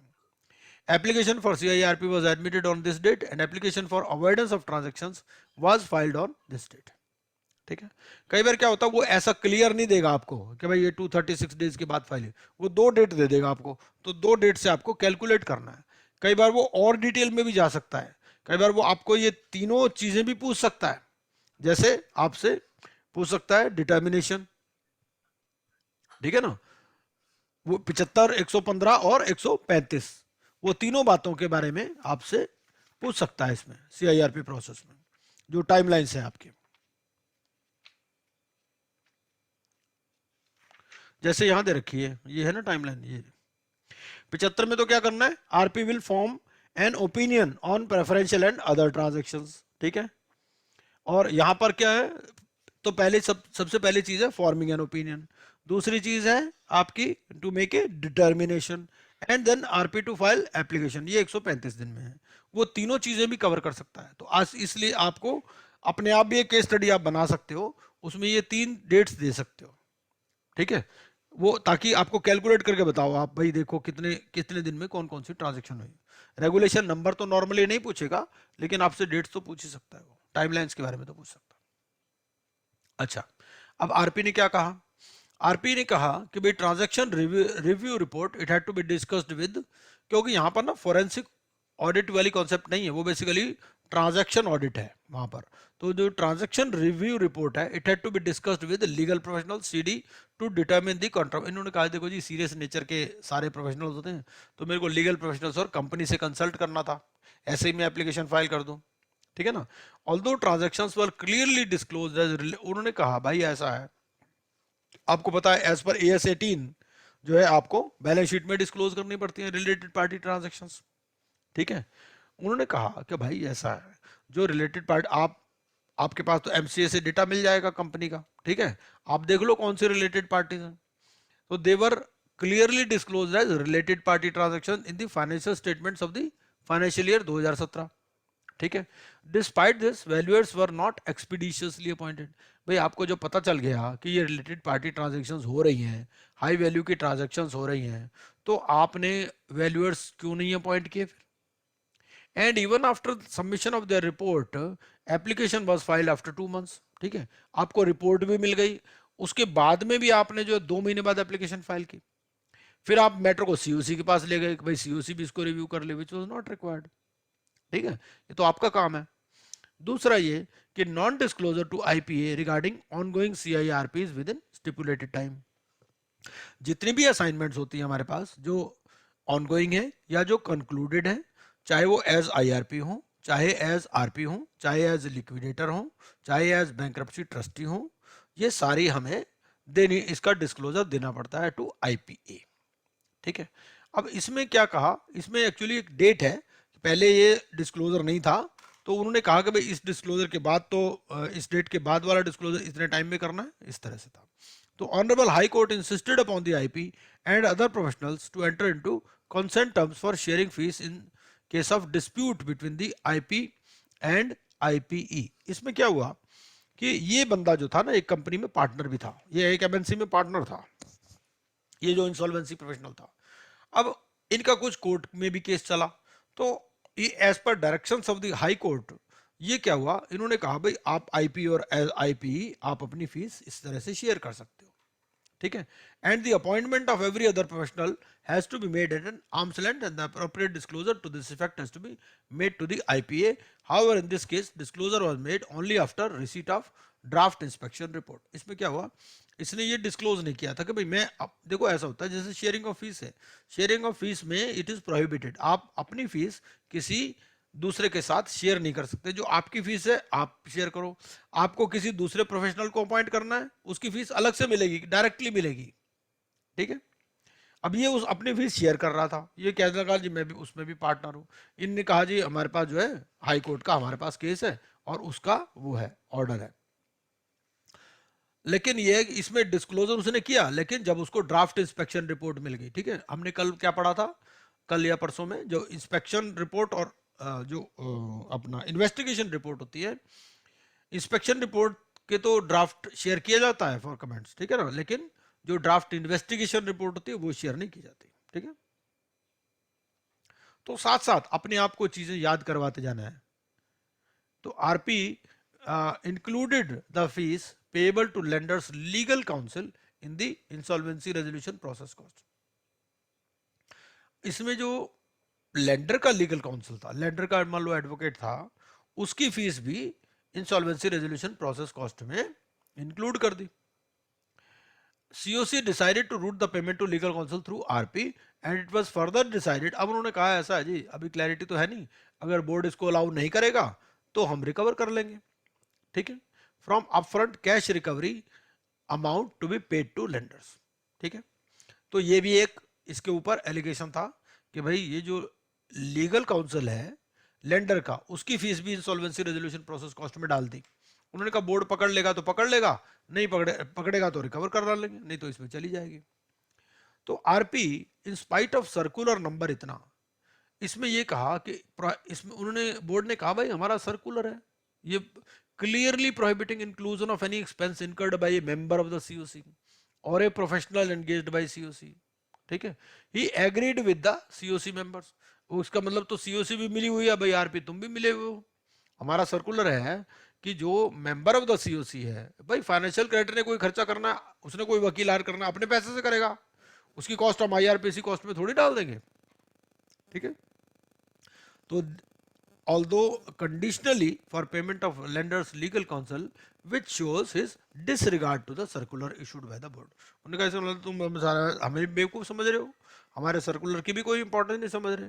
This amounts to a understanding between COC and RP to contravene a law and willingness to remedy the situation only if they are caught। भाई तुमने कहा पकड़े गए तो दे देंगे, नहीं पकड़े गए तो चल जाएगी, ये तो गलत है। अगला फिर only individual person can render service as IP, ठीक है। लेकिन आपने क्या किया, आपने एक IPE के साथ भी अपनी फीस शेयर की, ठीक है, और उसके बाद में thereafter sharing was in pursuance of court order, ठीक है। भाई अप टू दिसंबर तो आपने शेयर की ना, उसके बाद तो कोर्ट ऑर्डर था, उससे पहले वाले तो कोर्ट ऑर्डर भी नहीं था आपके पास, तो आपको अपनी फीस कैसे आप IPE के साथ शेयर कर सकते हो। दूसरा एक और पॉइंट था कि EOIs of some companies were accepted without officially extending the date of submission of EOI। जैसे हमें पता है कि भाई एक्सप्रेशन ऑफ इंटरेस्ट की भी डेट होती है, ठीक है ना, कि भाई इस डेट तक आपको एक्सप्रेशन ऑफ इंटरेस्ट देना है, तो आपने उस डेट से बाद में कैसे एंटरटेन कर लिया ये एक्सप्रेशन ऑफ इंटरेस्ट, इसका भी जरा प्रकाश डालिए कि ये क्यों आपने किया।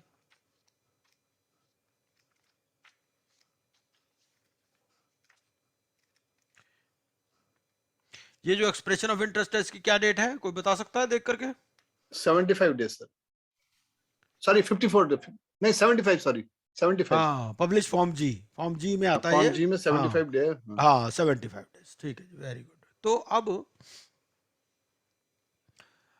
तो आपने कुछ कंपनीज के EOI एक्सेप्ट कर लिए, आपने जो ऑफिशियली एक्सटेंड नहीं की date of submission of EOI, तो this amounts to arbitrary exercise of power in a non transparent manner with a malafide intention to prefer some resolution applicants. क्योंकि इसमें क्या सबसे ज्यादा झगड़े यहीं पर ही होते हैं कि क्या होता है, आप कुछ रेजोल्यूशन एप्लीकेंट्स को बाद में एंटरटेन कर लेते हो, ठीक है। कई बार क्या होता है कि आप रेजोल्यूशन प्लान आ गए आपके पास, उसके बाद में कोई नया बिडर आ जाता है, वो कहता है जी मुझे भी इंक्लूड कर लो, मैं इनसे ज्यादा पैसे दे दूंगा, लेकिन जो टाइमलाइन है उसके हिसाब से करना है आपको, उसके बाद नहीं करना।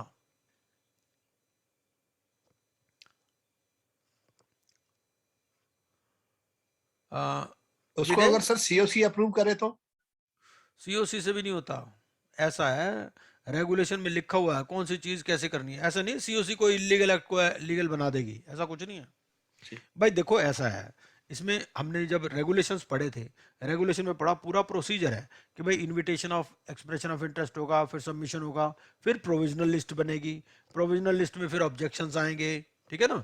अब ये सारा प्रोसेस बाईपास करके एक आदमी एंड टाइम पे आ जाए कि भाई मेरा भी कंसिडर कर लो, तो नहीं कर सकते, ठीक है ना।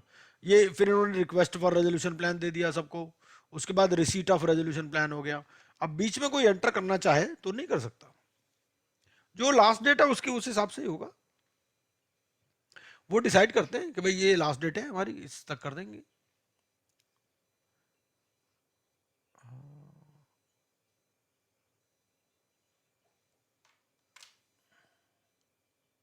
ये हो गया जी, अच्छा। However, since acceptance of EOI was done in accordance with the directions issued in the COC, DC did not hold the RP liable on this account, ठीक है। तो उन्होंने कहा ठीक है भाई, आपने COC की डायरेक्शंस पे किया है, तो हम इस बारे में आपको नहीं मानते, ठीक है।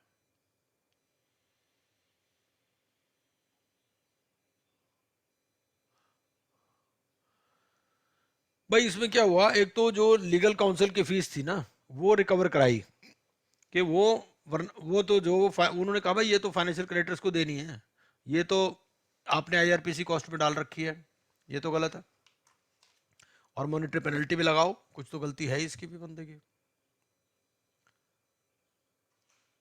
अगला देखते हैं कि ये जो मिस्टर एम था, he was appointed as IRP RP of CIRP of 4 corporate debtors. हम लोग ऐसा है कम से कम 6 या 7 क्लासेस लेंगे केस स्टडीज की, केस स्टडीज को आराम से डिस्कस करेंगे खूब डिटेल में। असली चीज यही है कि नहीं, क्योंकि 40 नंबर का पेपर है, अगली बार तो और ज़्यादा नंबर का पेपर है इसमें, तो हम कोशिश करेंगे कि कम से कम 6-7 क्लासेस इस पर हों। एक क्लास तो पहले भी हो चुकी है, ठीक है ना। तो mister M, he was appointed as an IRP RP of CIRP of 4 corporate debtors, 4 corporate debtors थे। तो बोर्ड ने इशू किया अलग अलग कंपनीज में, क्या क्या इशू किया। पहला तो ये था कि भाई एक failure to comply with directions of NCLT, ऐसा होता है कई बार ना, क्लेम लेट आता है। एक फाइनेंशियल क्रेडिटर का क्लेम नहीं आया पहले, ठीक है, वो एडजुडिकेटिंग अथॉरिटी के पास चला गया, एडजुडिकेटिंग अथॉरिटी ने मान लो उसका क्लेम रिजेक्ट कर दिया, ठीक है, वो एनसीएलटी में चला गया, तो एनसीएलटी ने कहा भाई इसका क्लेम ले लो, आप इंक्लूड कर लो, लेकिन उसने एनसीएलटी के ऑर्डर को भी नहीं माना। किसने? आरपी ने। इस पर ये एलिगेशन था। तो one of the allegations 4 companies का ये आईआरपी या आरपी था। 4 कंपनीज में अलग अलग एलिगेशन थे। पहली कंपनी में क्या था कि he has failed to comply with the directions of the NCLT to take into consideration the claim of a FC and pursuing the matter before NCLT, suppressing the order passed by NCLT. इसने NCLT को भी नहीं बताया कि NCLT में ये order pass हो चुका, ठीक है। अब NCLT ने सोचा यार ये तो ज्यादा ही चालाक बन रहा, क्या है भाई, कंटेम्प्ट प्रोसीडिंग लगाओ इसके अगेंस्ट में।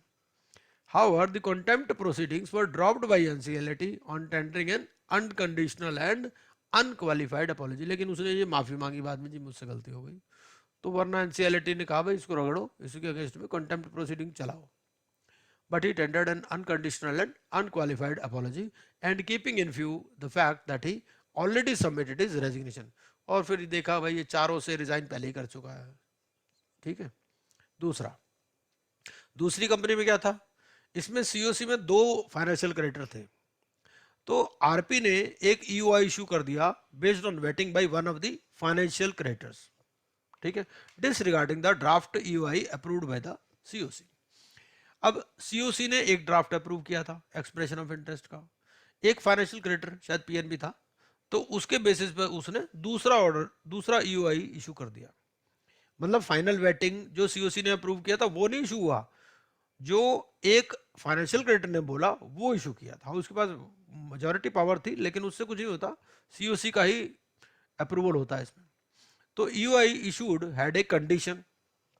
अब इस ईओआई में क्या कंडीशन लगा दी कि भाई आपको पता ही है कि भाई 29A में एलिजिबिलिटी की बात होती है, एलिजिबल हु कैन बी, है ना, eligible to submit a resolution plan.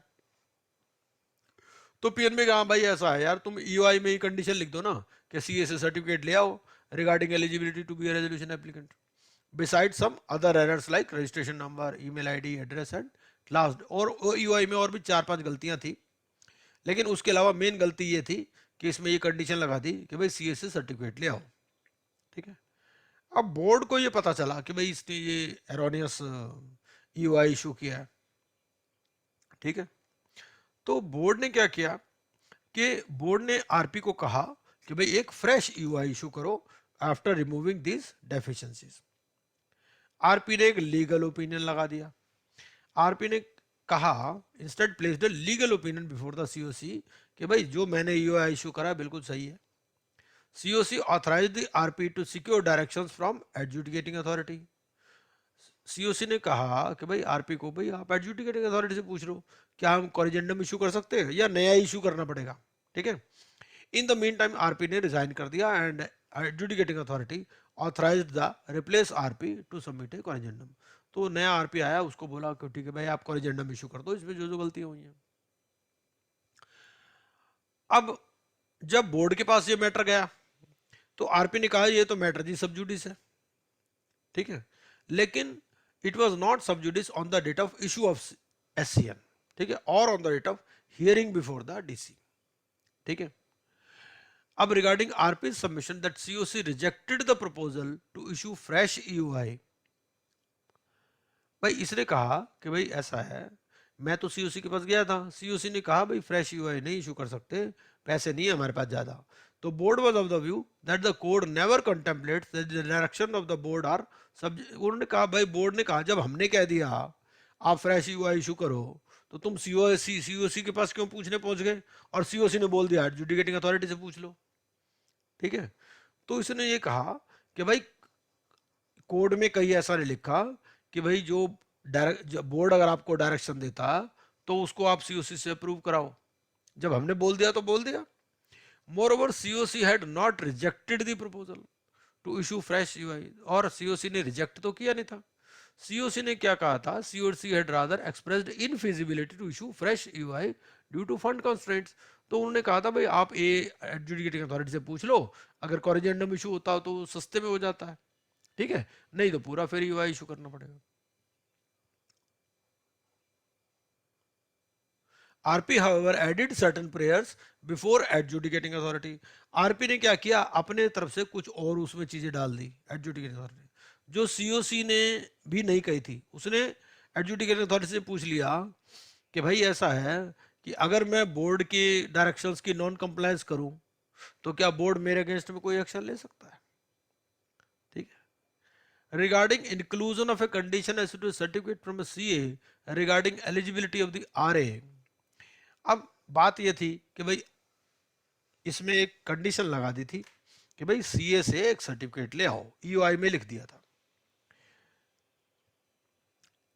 इसमें यह था कि ये कंडीशन है, एक फाइनेंशियल क्रेडिटर ने अप्रूव की थी, सीओसी ने अप्रूव नहीं की थी। आरपी ने कहा भाई ऐसा है, ये तो ईओआई मैंने जो है बेस्ट मार्केट प्रैक्टिस से किया है and had the approval of financial creditor. मेरे जो फाइनेंशियल क्रेडिटर जिसने अप्रूव किया उसके पास 83% वोटिंग पावर है। RP also contended that COC had accorded post facto approval. इसने कहा भाई सीओसी ने पोस्ट फैक्टो अप्रूवल भी दे दी। तो ये भी एक मेजर पॉइंट है कि जहां पर आपको आता है कि ही विल सीक अप्रूवल, जैसे मान लो सेक्शन 28 वाले केसेस हैं, तो पोस्ट फैक्टो अप्रूवल का मतलब ये नहीं, जिन केसेस में प्रायर अप्रूवल चाहिए सीओसी की, वो ये नहीं है कि भाई पोस्ट, वरना तो कुछ भी कर लो बाद में पोस्ट फैक्टो अप्रूवल ले लो, ऐसा नहीं है। तो आरपी ने इसने कहा कि भाई सीओसी ने तो इसको पोस्ट फैक्टो अप्रूवल दे दी, लेकिन रिकॉर्ड उसके पास कुछ था नहीं ऐसा, और no such record was found in the minutes of meeting of the COC. लेकिन ये भी एक पॉइंट ऑफ डिस्कशन है कि भाई post facto approval can not replace the prior approval.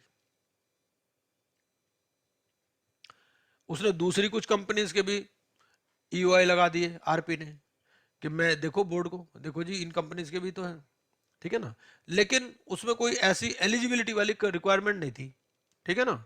Some of the enclosed UI required CA certificate in respect of net का है, network का तो ठीक है सीए का चल जाता है, लेकिन आप ये भाई ये काम किसका है, 29A की इनएलिजिबिलिटी चेक करने का काम किसका है, आरपी का है।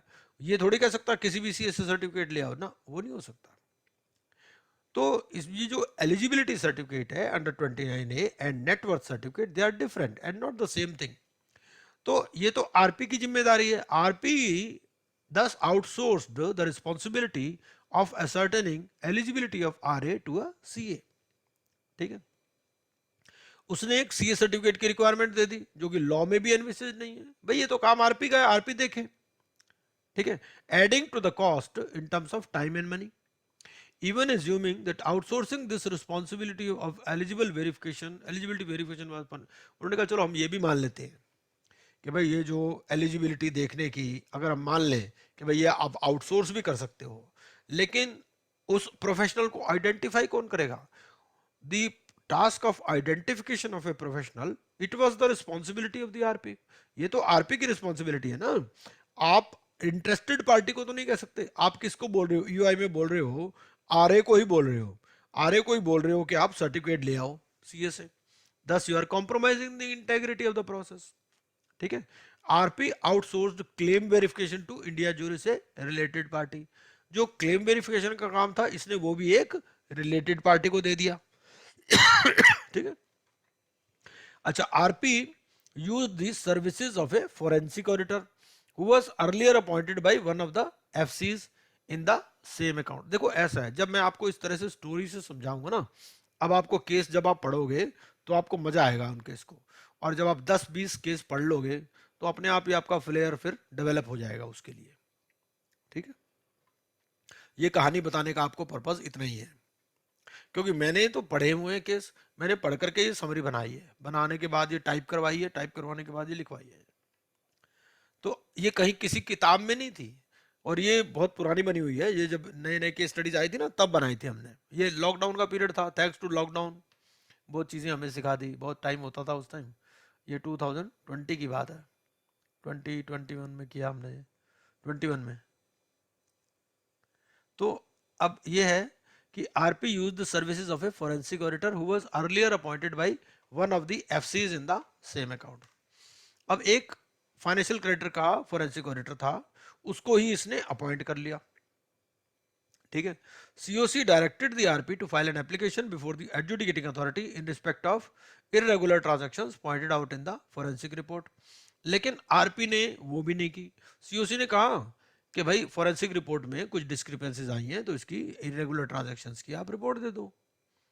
ठीक है ना, इसने क्या किया? Although the views of the CD and COC are considered before filing the application for irregular transactions, COC is not expected to sit and deliberate upon the same for months. ठीक है, वो कहते हैं कि कई बार आप कंपनी के भी व्यूज ले लेते हो, COC के भी व्यूज ले लेते हो बिफोर फाइलिंग, लेकिन ऐसा नहीं कि महीनों महीनों उस पर चर्चा होती रहेगी, ऐसा नहीं है।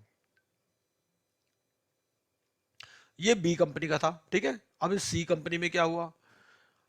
सी कंपनी में ये हुआ, इसने फोरेंसिक ऑडिटर अपॉइंट नहीं किया, और एक एफसी का कोई फाइनेंशियल क्रेडिटर का कोई फोरेंसिक ऑडिटर था, उसी की सर्विसेज को यूटिलाइज किया। ठीक है, COC asked the RP to engage an advocate for filing an application before adjudicating authority. तो सीओसी ने कहा कि भाई आप एक एडवोकेट एडवोकेट हायर कर लो फॉर फाइलिंग एन एप्लीकेशन। ठीक है, भाई इरेगुलर ट्रांजैक्शंस की फाइलिंग के लिए आप एडवोकेट हायर कर लो। However the RP failed to do so. ठीक है, आरपी ने क्या कहा? आरपी ने कहा कि forensic auditor did not give attachments of the report to RP. इसने, भाई वो फोरेंसिक ऑडिटर इसका तो था नहीं, वो किसी बैंकर का फोरेंसिक ऑडिटर था, तो उसने कहा भाई मैं अपनी रिपोर्ट की कॉपी तुम्हें क्यों दे दूं? ठीक है, तो RP submitted that the forensic auditor did not give attachments of the report to RP. It can happen only when the forensic auditor has allegiance to somebody else, not IP. ठीक है ना, उन्होंने कहा भाई तुम्हारी ड्यूटी है, तुम appoint करते, तुमने उसके ऑडिटर को अपॉइंट कर लिया, तो नेचुरली वो उसके हिसाब से चल रहा है। ठीक है, उसके बाद में RP failed to include liquidation value in the information memorandum and failed to submit complete information memorandum in time. तो आरपी ने ये कहा कि since the valuers appointed by him were not approved by the COC, liquidation value could not be arrived at. तो इसने कहा भाई मैंने जो वैल्यूअर अपॉइंट किए थे वो सीओसी ने अप्रूव नहीं किए, तो लिक्विडेशन वैल्यू आ नहीं पाई। तो बोर्ड ने कहा कि भैया सीओसी तो एग्जिस्ट भी नहीं करती थी, आईआरपी, आप तो आईआरपी बन के आपको 7 दिन के अंदर वैल्यूअर अपॉइंट करते हो, तो उस टाइम तो सीओसी होती भी नहीं, तो अप्रूवल की बात कहां से आ गई उसमें? ठीक है, अगला मैटर ऑफ डी 4 में था ये दुखी हो गया बेचारा, चारों कंपनी में इसको बुरी तरह से रगड़ा बोर्ड ने। In the matter of D limited, तो RP handed over the custody of the assets of the CD to the members of the suspended board. देखो ऐसा होता है कि जो बोर्ड ऑफ डायरेक्टर्स होते हैं उनको आप कस्टडी नहीं हैंड ओवर कर सकते, वो आपके कंट्रोल में आ जाते हैं as soon as you are appointed as IR. पहला काम यही करना होता है। तो he ignored his statutory duties. RP ने कहा कि भाई ये तो सीओसी को भी पता था, ठीक है। तो बोर्ड ने कहा कि भाई ऐसा है, सीओसी को पता है तो क्या इसके मतलब वो लीगल हो गया एक्ट? तो an act does not become legal, और इससे आपकी रिस्पॉन्सिबिलिटी भी नहीं कम होती। किसी आप सीओसी को पता है तो वो कोई उससे फर्क नहीं पड़ता। तो RP did not hand over the assets with the knowledge of COC. आपने जो हैंड ओवर किए, एक किस्म से ये हैंडिंग ओवर मान लिया जाता है। भाई ये डीम्ड है, ये एक डीमिंग फिक्शन है कि जैसे ही आईआरपी अपॉइंट हुआ कस्टडी कंट्रोल उसके पास आ गया। अगर उसने बोर्ड के पास ही रहने दिया तो मतलब उसने दोबारा हैंडओवर कर दिया, ये मान लिया जाता है। तो RP did not hand over the assets with the knowledge of the COC. He handed over the assets on his own and subsequently informed in a meeting of the COC. अच्छा, one of the valuers engaged by the RP was providing consulting services to an FC. ठीक है, जो एक valuer इसने appoint किया था RP ने, ये कंसल्टिंग सर्विसेज दे रहा था फाइनेंशियल क्रेडिटर को। तो बोर्ड को आवाज ऑफ द व्यू कि भाई सीओसी तो है, वो एग्जिस्ट भी नहीं करती थी at the time IRP was appointed to required to appoint valuers, ठीक है। तो how did he get the recommendation of a member of the COC? इसने कहा ऐसा जी मैंने तो सीओसी के मेंबर से रिकमेंडेशन ले ली, unless there is some private understanding. इसका मतलब ये है कि आपकी तो कोई प्राइवेट अंडरस्टैंडिंग है आरपी की और इस पर्सन की, भाई ये फाइनेंशियल क्रेडिटर है तो ये मेंबर ऑफ सीओसी बन जाएगा, ठीक है। क्योंकि वो बंदा जो था वो कंसल्टिंग सर्विसेज दे रहा था फाइनेंशियल क्रेडिटर को। तो इसने कहा भाई मैंने उससे अप्रूवल ले ली, अब आप अप्रूवल कैसे ले लोगे, सीओसी तो बनी भी नहीं है उस time. RP appointed the same valuers, चारों सीआईआरपी में सेम वैल्यूअर अपॉइंट कर दिए। अब उन्होंने कहा भाई ठीक है, ऐसा नहीं है कि आप सेम वैल्यूअर अपॉइंट नहीं कर सकते, लेकिन कोई रिकॉर्ड तो दिखा दो किस बेसिस पे आपने उनको सेलेक्ट किया। तो he failed to supply any record of due diligence.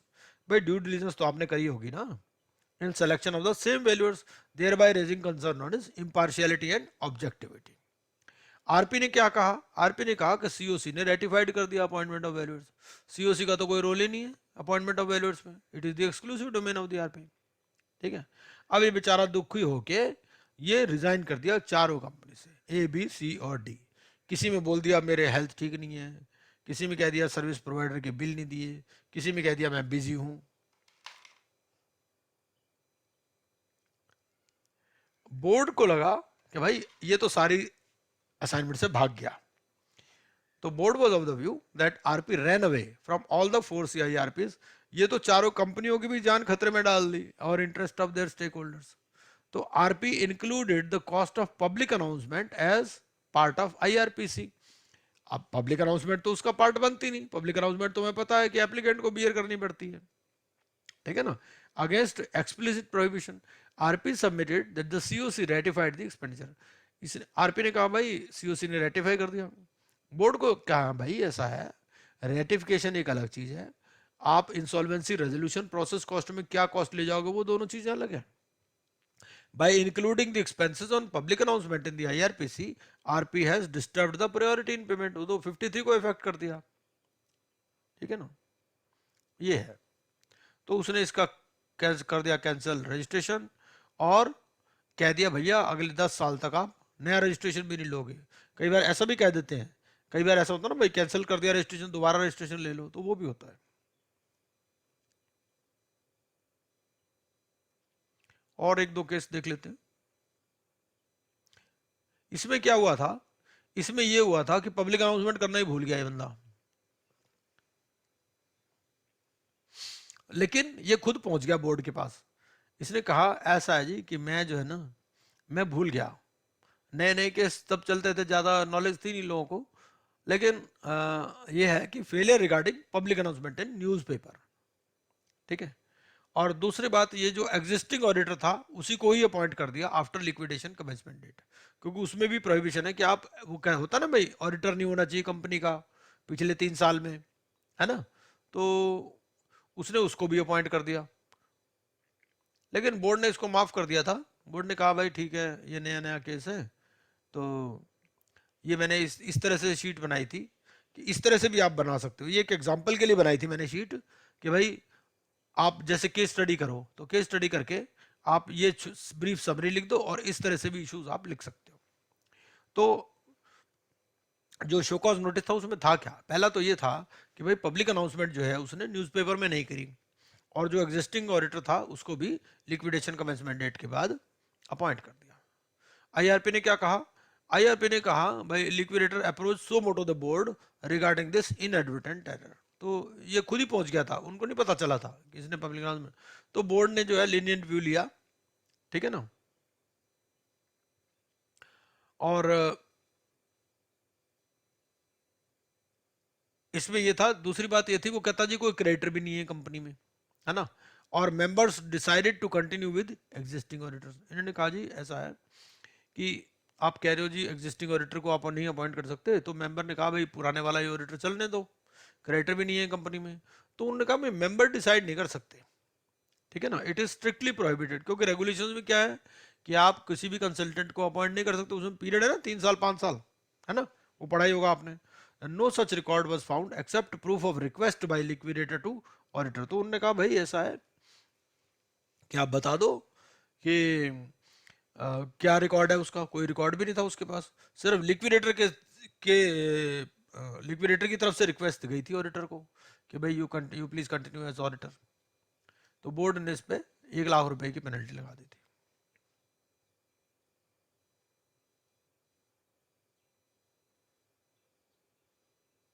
और देखते हैं केसेस।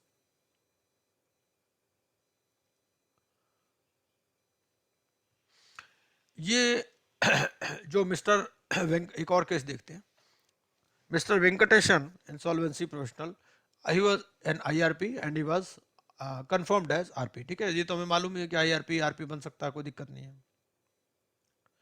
अब इसका हुआ इंस्पेक्शन, तो आईबीबीए ने किया inspection to conduct the inspection. इनको ये लगा कि भाई इनने कॉन्ट्रावेंशन किया है। ड्राफ्ट इंस्पेक्शन रिपोर्ट दी prepared by inspection agency which was shared with mister Venkatesan. इन्होंने अपना इस पे रिप्लाई दिया। कौन, 2 मेजर इश्यूज थे, ये मेजर इश्यूज ये थे, एक तो ये था कि 2 रजिस्टर्ड वैल्यूअर्स का इशू था, दूसरा ये था he failed to exercise independence in the appointment of valuers, और तीसरा ये था कि excessive involvement of Edelweiss asset reconstruction company limited.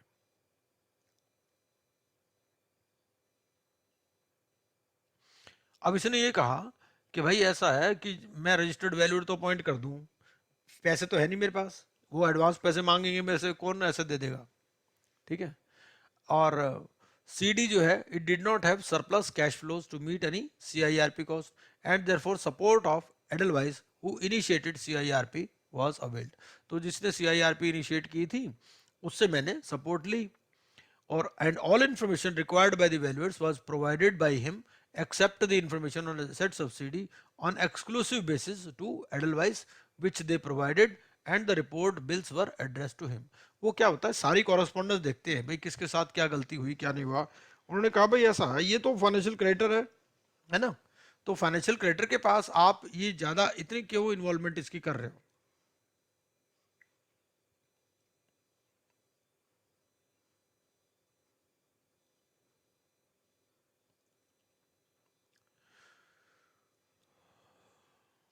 तो ये वैल्यूअर के बारे में बता रहा है कि all information required by the valuers was provided by him except the information on assets of CD on exclusive basis to Edelweiss which they provided and the reports bills were addressed to him. फिर first COC meeting it was in the first COC meeting it was ratified by the COC, और valuation report जो valuers की थी it was presented to the COC in its second meeting, ठीक है। Before IBBI revise क्या हुआ, regulations में भी ना अमेंडमेंट आई थी। रेगुलेशंस में ये था कि भाई ये जो वैल्यूएशन रिपोर्ट है ना ये आपको डिस्क्लोज नहीं करनी होती, ठीक है ना, ये इन्होंने पहले ही दे दी, ठीक है ना। बाद में ये रेगुलेशन में अमेंडमेंट आई कि भाई आप जो ये वैल्यूएशन रिपोर्ट तब दोगे जब आपके पास रेजोल्यूशन प्लान आ जाएंगे, तब वरना रेजोल्यूशन प्लान आने से पहले ही पता चल जाए कि भाई वैल्यूएशन इतनी, उसके हिसाब से फिर कोटेशन आ जाएगी, ठीक है ना। तो COC, which is equivalent to a representative group of stakeholders of the CD, did not have any objections to the valuation determined by the two registered valuers.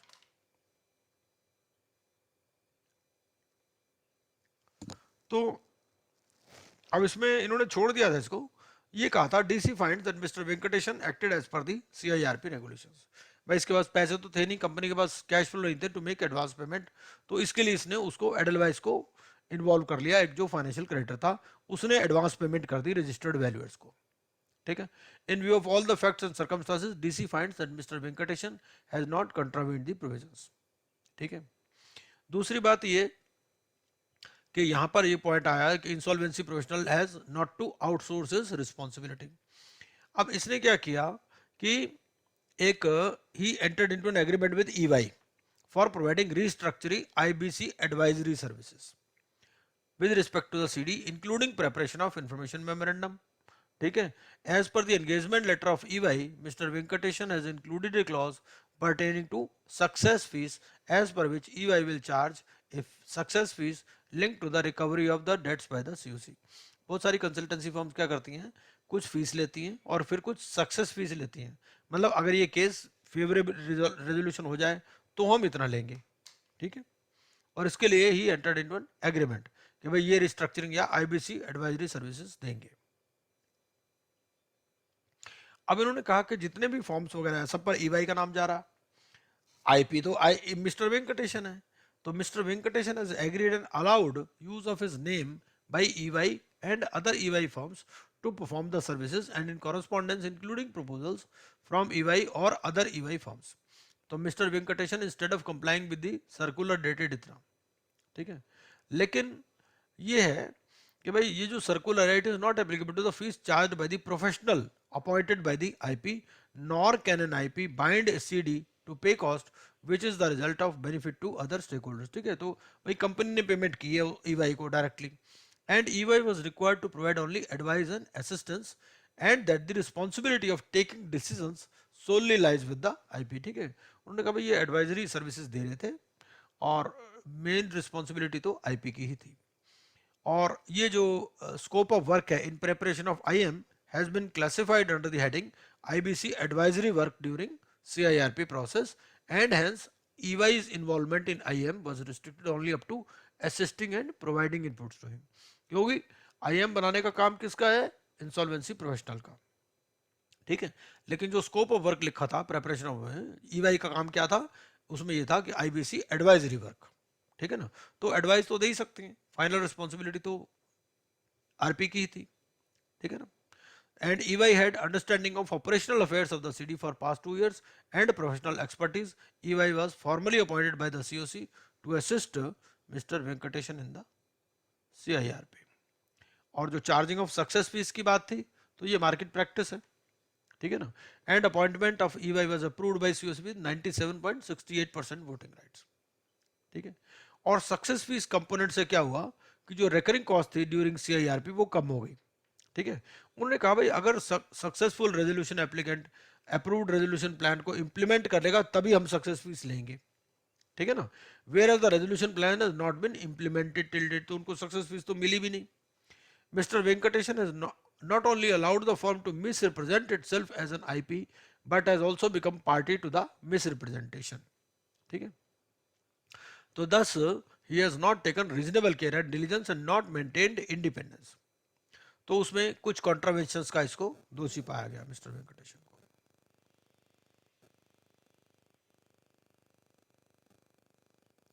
और भी इसमें बहुत सारी इन्फ्रैक्शंस हैं, ये सारा आप केस पढ़ सकते हैं,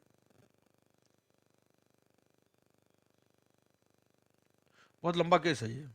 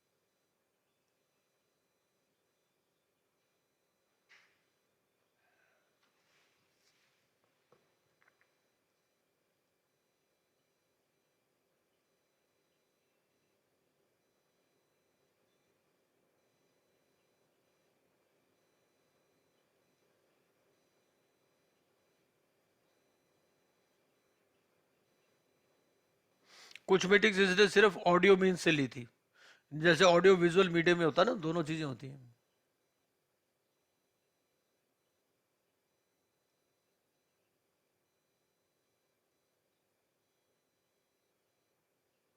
और इसमें भी क्या किया, जैसे मिस्टर वेंकटेशन ने इनवॉइसेस अपनी फर्म के नाम से लिए, in the name of his firm Enrich Enterprises Consulting LLP, उसको अपने नाम से लेने हैं जो भी इनवॉइसेस है ना। वो ऐसा भाई ऐसा होता है, बहुत सारे लोग अपनी कंसल्टिंग फर्म भी बना के रखते हैं, उस कंसल्टिंग फर्म के नाम से नहीं इनवॉइस रेज करने, उसको अगर एज एन इंडिविजुअल प्रैक्टिस कर रहा है तो अपने नाम में इनवॉइस रेज करने होते हैं। तो उसमें ये कहा भाई 3 महीने तक आप कोई काम मत करना।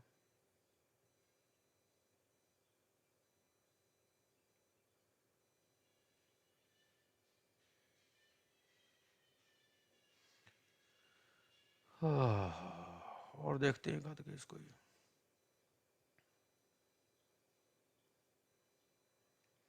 अब ये कई बार जैसे ये केस आ गया था, कई बार क्या होता है कि न्यूज़पेपर में रिपोर्ट छप जाती है भाई एक आईपी को पकड़ा गया पैसों के साथ में कैश लेते हुए पार्टी से। तो कई बार जैसे सीबीआई वगैरह अरेस्ट कर लेती है, तो उस केस में भी है, उसमें फिर आईबीबीआई क्या करती है कि नोटिस इशू करती है।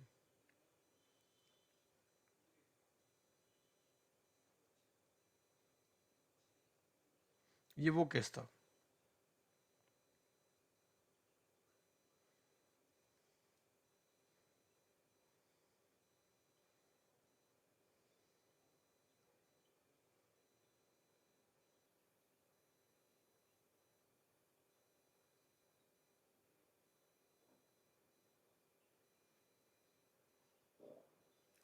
इसमें क्या हुआ, जो इस आदमी को पकड़ा गया मिस्टर अरुण मोहन को, ठीक है, सीबीआई ने इसको अरेस्ट कर लिया, जुडिशियल कस्टडी में भेज दिया, ठीक है। ये कंप्लेनेंट ने क्या कहा कि भाई मेरे से इन्होंने रिश्वत मांगी है सीआईआरपी प्रोसेस के लिए, ठीक है।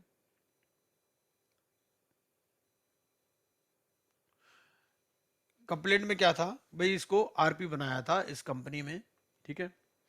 और उसी मीटिंग में इसकी जो कंप्लेनेंट है उसकी वाइफ का मैटर आया था, ठीक है, जिसने 2,80,000 रुपए का क्लेम फाइल किया था।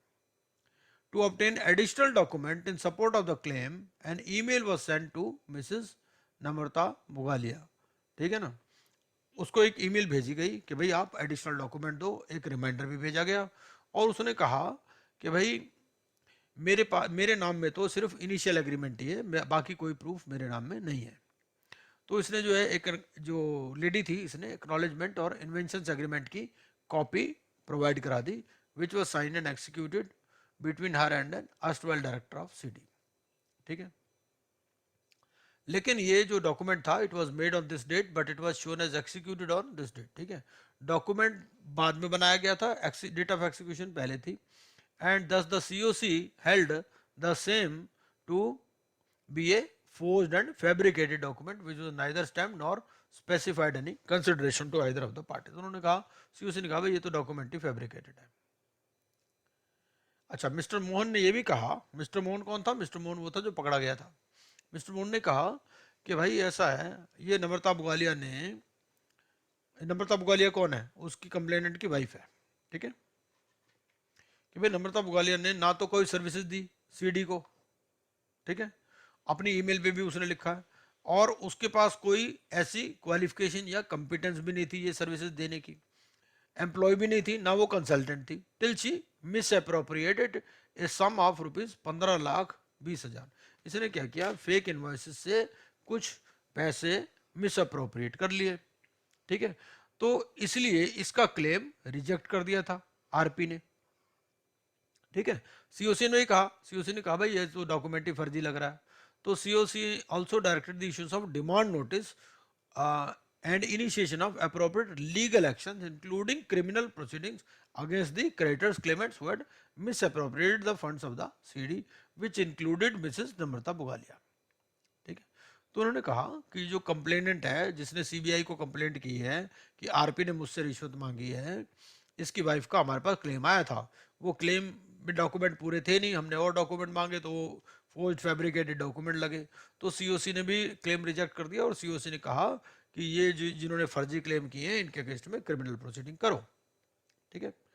तो अब ये है कि ये delay of 11 days in filing the complaint from the alleged demand because unsuccessful repeated attempts were made by the complainant to induce Mr. Mohan to give up the contemplated legal criminal action, ठीक है।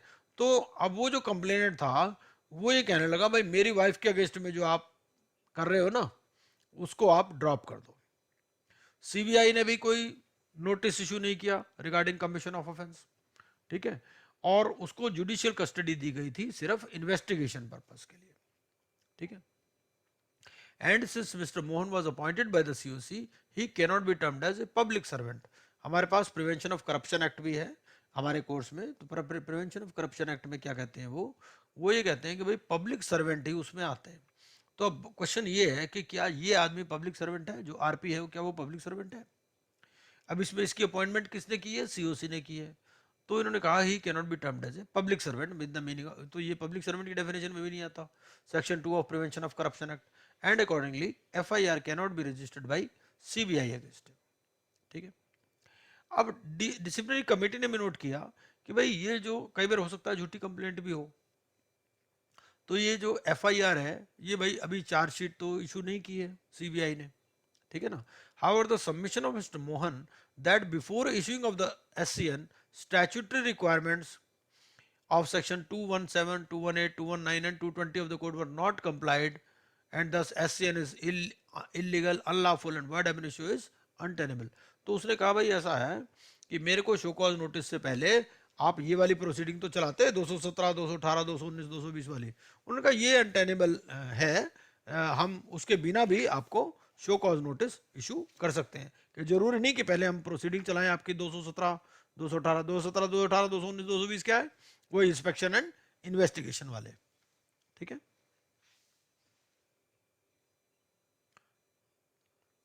उन्होंने कहा ये नहीं, लेकिन chargesheet नहीं हुई है तो इसके लिए भी कुछ कह नहीं सकते हम। DC also note, disciplinary committee ने कहा कि भाई criminal writ petition has also been filed by mister Mohan before honourable high court of Delhi against CBI.